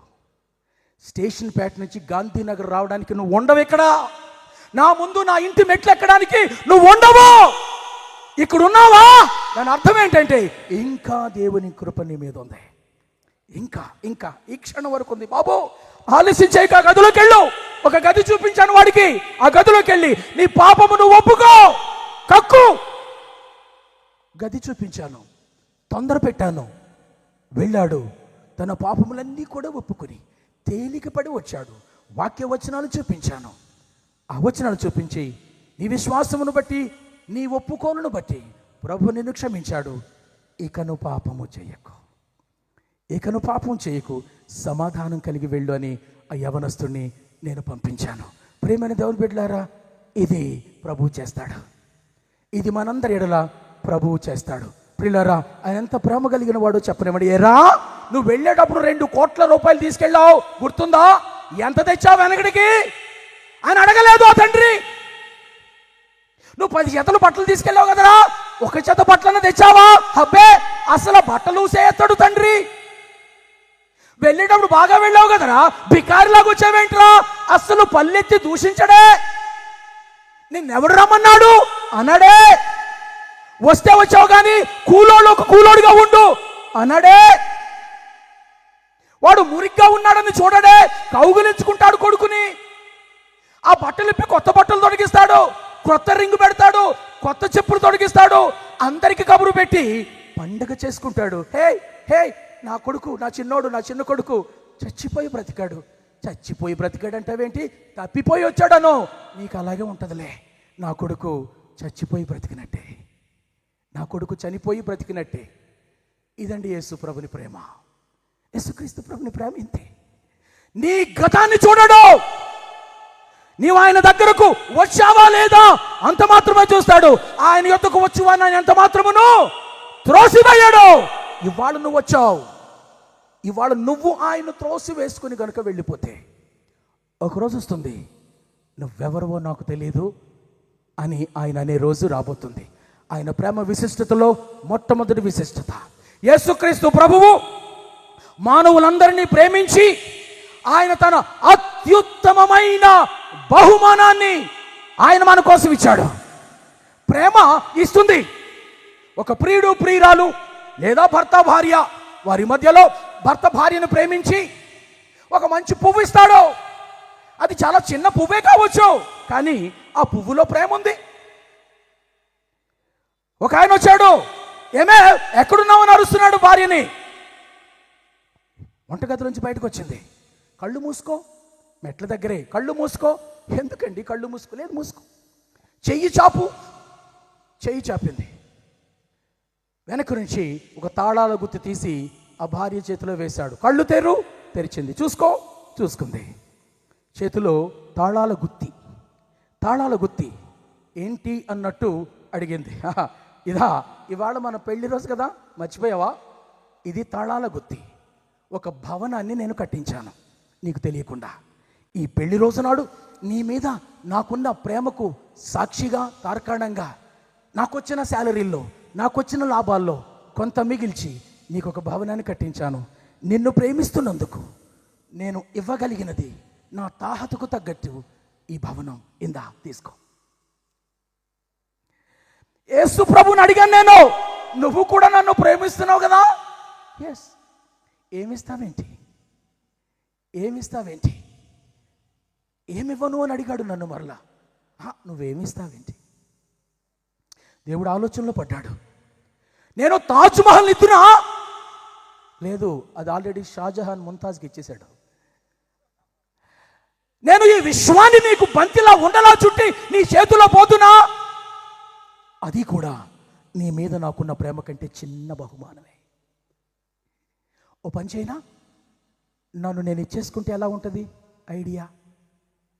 నేను వ్యవహారికంగా మాట్లాడుతున్నాను. నేను అదే చేశాడు ఆయన.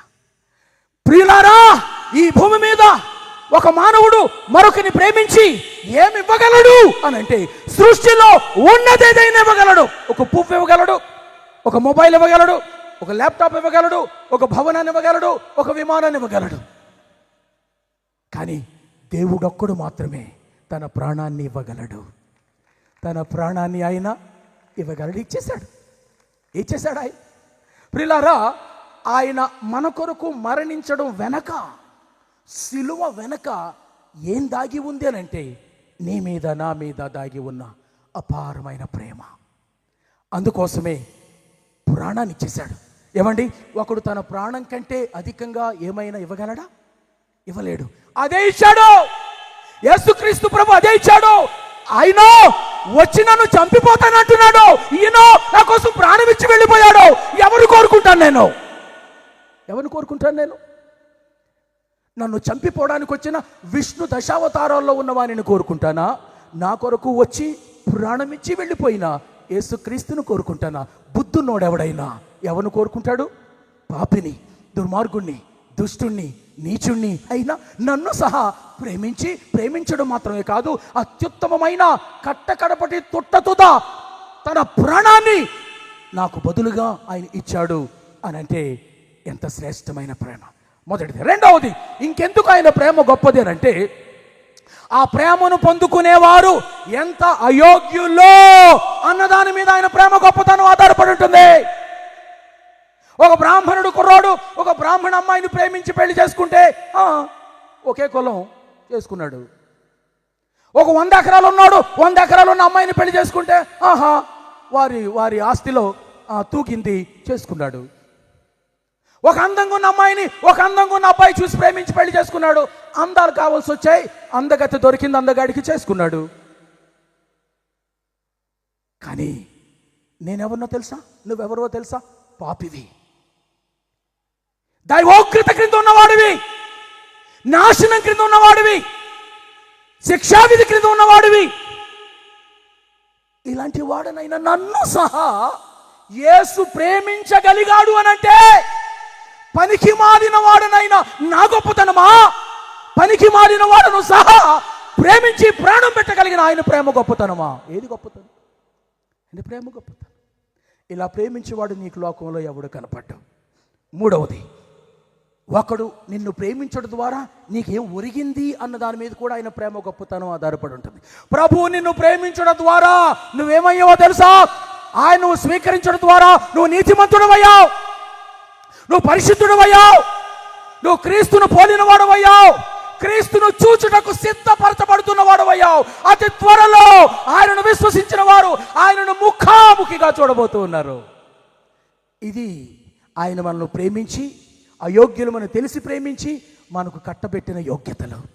నాలుగవది, చివరిది, ఆయన ప్రేమ బలవంతపు ప్రేమ, స్వచ్ఛంద ప్రేమ అని అడగడానికి ట్రై చేశాను.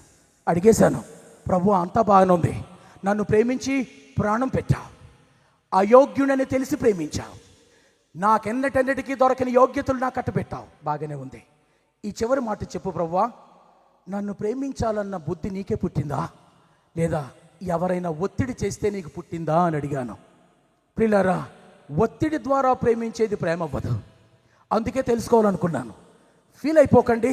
ఒక అబ్బాయి నీ దగ్గరకు వచ్చి ఐ లవ్ యూ అని చెప్పి నీకేదో ఇవ్వబోతున్నాడు అనుకో, అప్పుడు నువ్వు తలపైకెత్తి కాస్త గుర్రుగా చూసావు అనుకో, అబ్బే మా పక్కింటోడు అనమన్నాడు, నేను కాదు అన్నాడు అనుకోండి, అది ఎలా ఉంటుంది? చాలా ఇబ్బెట్టుగా ఉంటుంది, అసహ్యంగా ఉంటుంది. నువ్వు వెంటనే చెప్పు ఎక్కడుందని వెతుక్కుంటావు, చచ్చినోడని వెంటబడతావు. అవునా? ఎస్. ఎందుకు అని అంటే, అరే వీడికి నన్ను ప్రేమిస్తున్నానని ధైర్యంగా చెప్పలేని చెమట పిరికోడు కాస్త కళ్ళెర చేసరికి వాడు ఎవడో చెప్పమన్నాడు అన్నాడు, వీడు కోపం వస్తుంది నీకు. కానీ యేసుక్రీస్తు ప్రభువుని అందుకే అడగాలనుకున్న, ప్రభువా నన్ను ప్రేమించాలన్న ఐడియా నీదా మరెవరిదా? ఆయన అన్నాడు, నా అంతటి నేనే ప్రాణము పెట్టుచున్నాను, దానిని పెట్టుటకు నాకు అధికారము కలదు, దానిని తిరిగి తీసుకున్నటకును నాకు అధికారము కలదు. చాలు ప్రభువా, నేను నీకు వశుడను, నీ ప్రేమకు నేను వశుడను. ఆ విధంగా 1982వ సంవత్సరంలో నా 10వ తరగతి చదువుతున్న కాలంలోనే జూన్ నెల 26వ తారీఖున ఈ యేసుక్రీస్తు ప్రభువుకు నన్ను నేను అప్పగించుకున్నాను. ఆ రోజు నుంచి ఈ రోజు వరకు ఎందుకు యేసును నమ్ముకున్నానా అని చింతపడిన రోజు ఒకటి లేదు. పైగా ఈ యేసును నేను నమ్ముకుని ఉండకపోతే నేనేమైపోయి ఉండేవాడను? ఒక కల్పనలాగా మత్తు తీసుకొని హాస్పిటల్లో చావు బ్రతుకుల్లో ఉండేవాడినో, చచ్చిపోయి ఉండేవాడినో.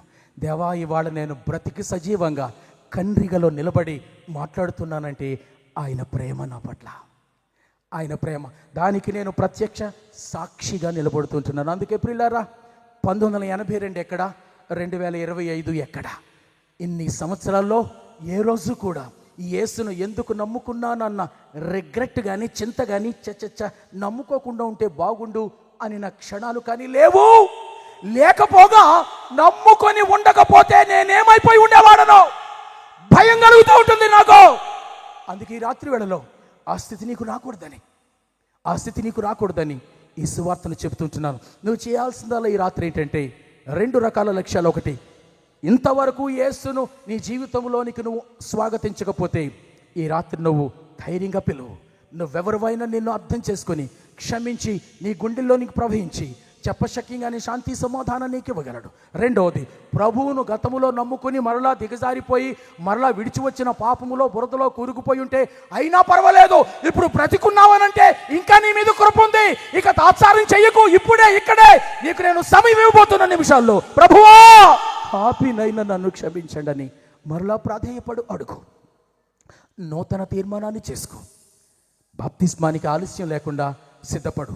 బాప్తిస్మాన్ని వాయిదా వేయకు. ప్రభుతో నటనలు చేయకు. ప్రభుతో చతురలు ఆడకు. ఈ రాత్రి ఆయన నీకు చివరి అవకాశంగా ఇస్తున్న సమయాన్ని నువ్వు కోల్పోవద్దని ప్రభు పేట మీకు మనవి చేస్తుంటున్నాను. ఒక రాజు, ఒక దేశపు ప్రెసిడెంట్, నాకు 5 లక్షల ఓట్లు వస్తే, అతడు అన్న మాట చెప్తున్నాను వినండి. ఎలక్షన్లో అంటున్నాడు, ఎలక్షన్ అయిపోయింది, ఇంకా రిజల్ట్ రాలేదు, తెల్లారితే రిజల్ట్ వస్తుంది, మాట్లాడుతున్నాడు ఇలా, నాకు గనుక 5 లక్షల ఓట్లు వస్తే ఆ దేవుడు సహా నేను ఈ దేశానికి ప్రెసిడెంట్ కాకుండా ఆపలేడు అన్నాడు. ఏమన్నాడు? నాకు గనుక రావలసిన 5 లక్షల ఓట్లు వస్తే ఆ దేవుడు సహా నేను ప్రెసిడెంట్ కుర్చీలో కూర్చోకుండా ఆపలేడు. కౌంటింగ్ జరిగింది, 5 లక్షలు వచ్చాయి. కుర్చీలో కూర్చోడానికి అతడు లేడు. ఎంతసేపు అండి దేవుడికి? ఎంతసేపు? అందుకే నరుని ఆయుష్, నరుని జీవం, నరుని ప్రాణం అది గడ్డితో పోల్చబడింది, నీటి ఆవిరితో పోల్చబడింది. నూతిలో చేదవేసి లాగుతుంటే కిందకు రాలే ఆ నీటి ఆ డ్రాప్స్తో పోల్చబడింది. రాత్రి కలగని ఉదయానికి మర్చిపోయిన దానితో పోల్చబడింది. షావుకారు ఆ త్రాసు తీసి దాని మీద ఉన్న ధూళి ఉఫ్ అని ఊదేస్తే కనబడకుండా ఎక్కడికి పోయిందో అలాంటిది. మంచి ఎండవేళలో ఇసుక మీద బకెట్ నీళ్లు పోస్తే అది ఏమైపోయిందో కనబడకుండా పోయినట్టు ఉంటుంది.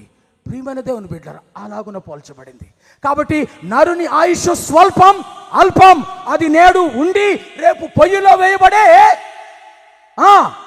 గడ్డితో, పోచతో సమానం. అందుకే ఈ రాత్రి కండ్రిక గ్రామ ప్రజలారా, వెలగలేరు నుంచి వచ్చిన ప్రియులారా, ఆయా సంఘాల నుంచి వచ్చిన వారులారా, విశ్వాసులైన వారుగా ఉంటున్న మీతోను, యేసుక్రీస్తు ప్రభువును మాత్రమే ఎరిగి ఆగిపోయిన మీతోను, పాపములు ఒప్పుకొని బాప్తిసం పోకుండా ఆగిపోయి మీరు చోద్యం చూస్తూ కాలయాపన చేస్తున్న మీతోను లక్ష్యాలు కలిగి దేవుడు మాట్లాడుతుంటున్నాడు.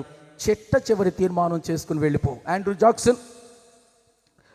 జాక్సన్ ప్రేమైన దేవుని బిడ్డలారా, ఆయన అమెరికా దేశపు ప్రెసిడెంట్గా ఉన్న దినాలు. జార్జ్ విల్సన్ ఆ దేశ పౌరుడు, అతడు నేరగాడు. ఏం చేస్తున్నాడో తెలిసి, అతడు పోస్ట్ మ్యాన్ కొట్టి పోస్ట్ మ్యాన్ తీసుకెళ్లి తపాలా సంచి దొంగిలిస్తుండేవాడు. ముగిస్తున్నాను. తపాలా సంచి దొంగిలిస్తేవాడు. పట్టుబడ్డాడు, చాలాసార్లు తీర్పు తీర్చబడ్డాడు, శిక్షలు పొందాడు. ఒకరోజు మరలా అదే పని చేశాడు. మరలా పోస్ట్ మ్యాన్ కొట్టాడు. ఈసారి ఇంకా ఖరీదైన ప్రభుత్వ డాక్యుమెంట్స్ దొంగతనం చేసి వెళ్ళిపోయాడు. మొత్తం మీద పట్టుకున్నారు, కోర్టుకు తీసుకొచ్చారు. ఆ దేశపు సుప్రీంకోర్టు, అమెరికా దేశపు సుప్రీంకోర్టు అతడికి మరణ శిక్ష విధించింది, ఊరి శిక్ష విధించింది.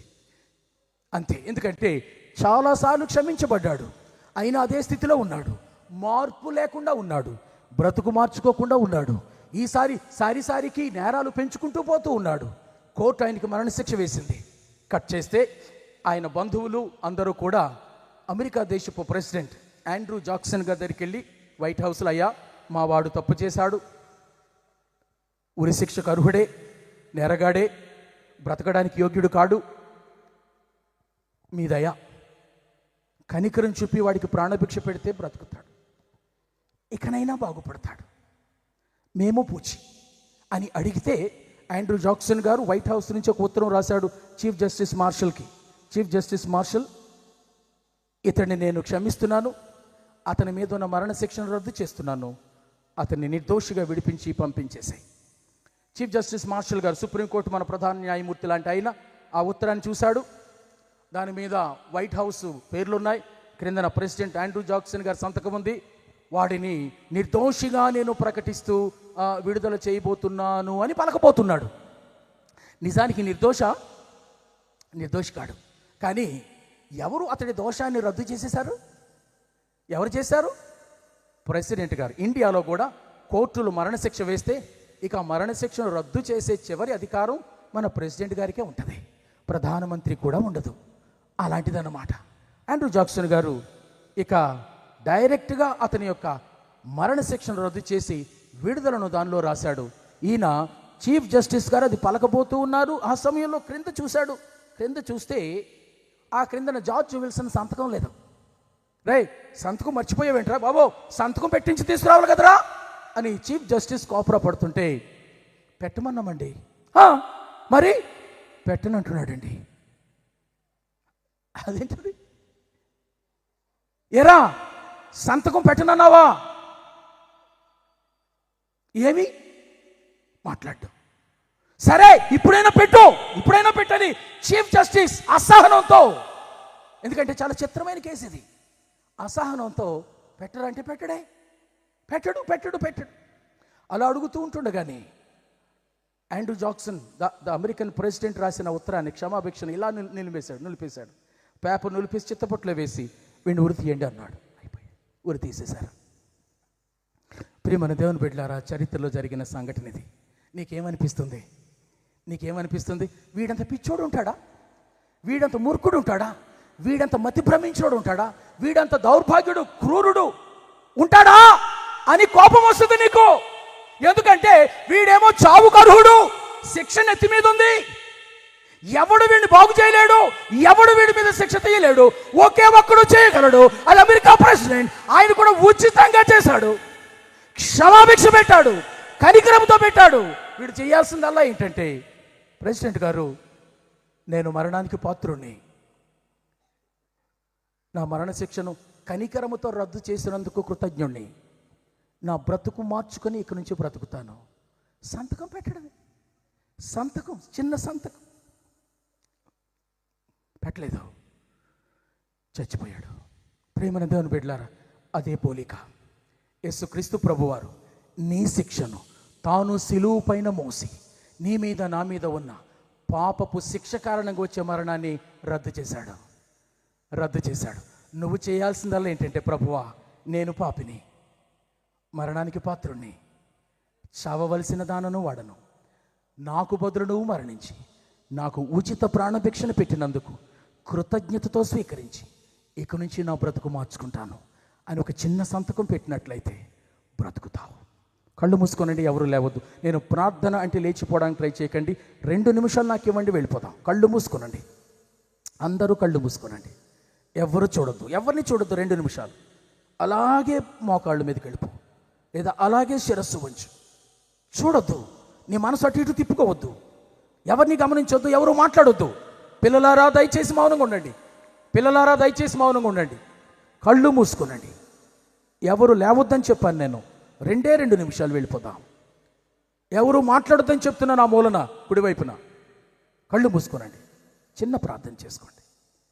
నేను మీకు ముందే చెప్పాను, నేను చాలా ఇందులో క్లీన్గా మాట్లాడుతున్నాను.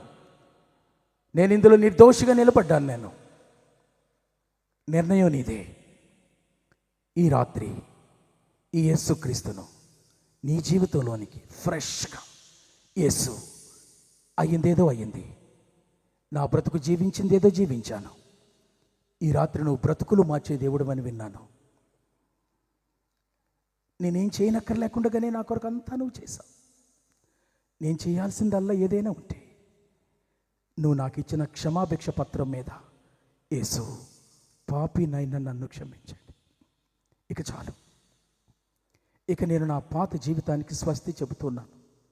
ఇంతగా నన్ను ప్రేమించిన వాడు ఇంకొకడు లేడు, ఇంతగా నన్ను క్షమిస్తూ వస్తున్నవాడు ఇంకొకడు లేడు, ఇంతగా నా మీద పాపశిక్షను మరణ శిక్షను రద్దు చేసి ఆ శిక్షను తన మీద తీసుకున్నవాడు మరొకడు లేడు.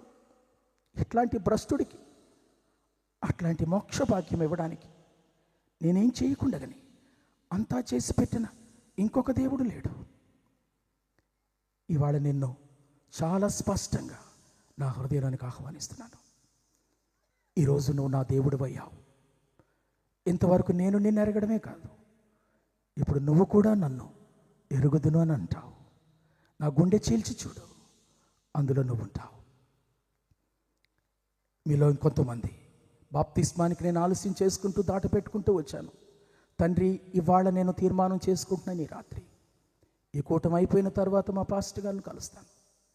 వారు అతి త్వరలో 1 తారీఖు పెట్టగా, లేదా ఈ రాత్రికి రాత్రి, లేదా ఉదయానికి ఈ మాటలు నేను అనలేను.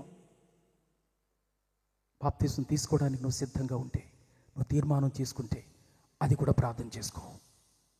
బాప్తిస్మం కొరకైన తీర్మానం, రక్షణ కొరకైన తీర్మానం, రక్షించబడి తప్పిపోతే తిరిగి మరలా ప్రభువు దగ్గరకు రావడానికి, హృదయపు లోతుల్లోంచి నీ పాపములు ఒప్పుకొని క్షమించమని అడగడానికి తీర్మానం.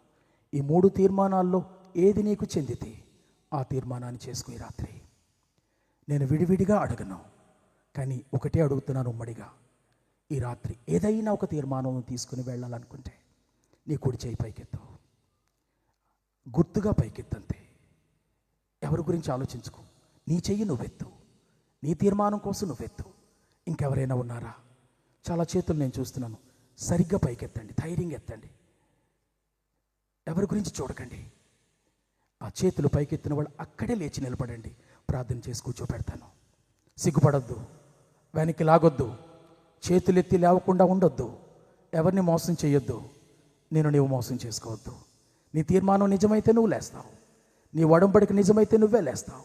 ఒత్తిడిగా చేసేది కాదు, ఇది బలవంతంగా చేసేది కాదు. ప్రభు నిన్ను బలవంతంగా ప్రేమించలేదు, స్వచ్ఛందంగా ప్రేమించాడు. ఈ రాత్రి తీర్మానం నీదైతే, ఏ తీర్మానం చేసుకున్నా, నీకేది వర్తిస్తే, ఏ తీర్మానం నువ్వు చేసుకున్నా అది నీకు తెలుసు, ప్రభువుకు తెలుసు. చాలు, నాకు తెలియాల్సిన అవసరం లేదు. కానీ తీర్మానం చేసుకోకుండా వెళ్ళొద్దు. రేపు నీది కాదు. ప్రార్థన చేసుకోండి. మీ ప్రతి పాపాన్ని ఒప్పుకోండి. సిలువ పైన చూడండి, అక్కడ వేలాడుతున్న క్రీస్తు యేసును చూడండి. హృదయ అంతరంగములో నుంచి నేను పాపిని ప్రభు అని వంగిపోయి నలిగిపోయి ప్రభుతో చెప్పు. నేను క్షమిస్తాడు, ప్రేమిస్తున్నాడు, ప్రాణం పెట్టినవాడు, నిత్య జీవాన్ని కోసం సిద్ధం చేసిన వాడు. ఇంకెవరైనా ఉన్నారా? చివరి అరక్షణము మీకు ఇస్తున్నాను. ఇంకెవరైనా ఏదైనా తీర్మానం చేసుకుని వెళ్తున్నట్లయితే లేచి నిలబడు. తీర్మానాలు చేయకుండా నువ్వు ఇక్కడ కూర్చున్నావంటే అయితే నువ్వు రక్షించబడిన వాడవు, దానివై ఉండాలి.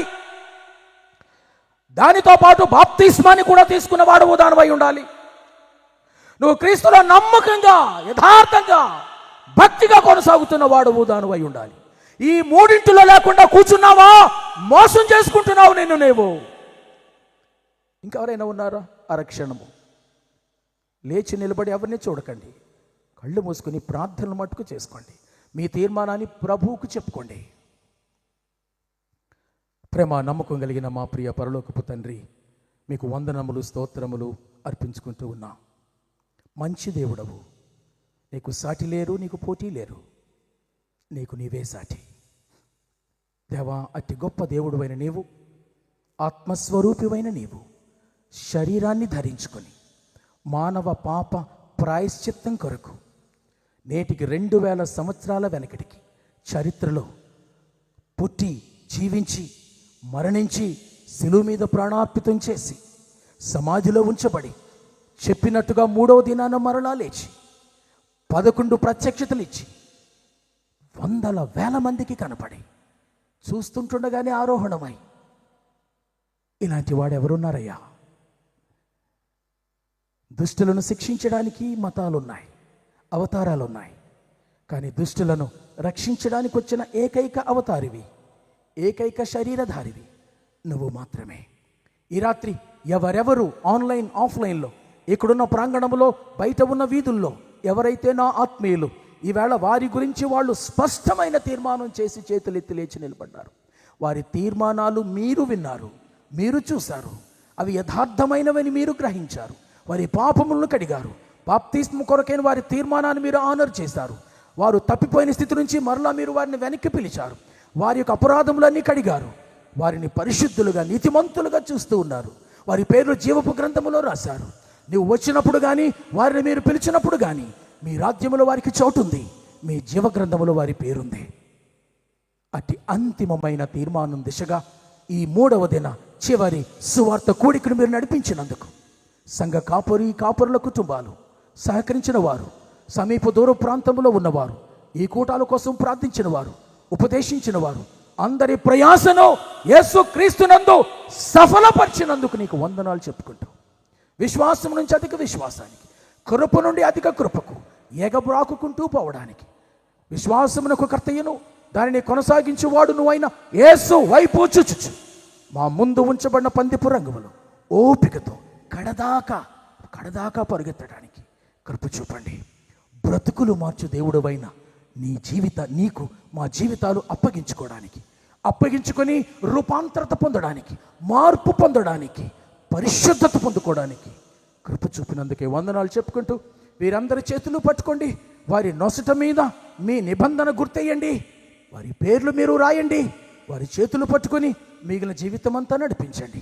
సమస్త జ్ఞానానికి మించిన మీ సమాధానాన్ని యేసుక్రీస్తు ప్రభుని వలన వారి హృదయములకు, వారి అంతరాత్మకు సదాకాలం మీరు తోడుగా ఉంచమని కోరుకుంటూ యేసుక్రీస్తు ప్రభుని దివ్యమైన నామమున అడిగి ప్రార్థించి వేడుకొనుచున్నాను తండ్రి.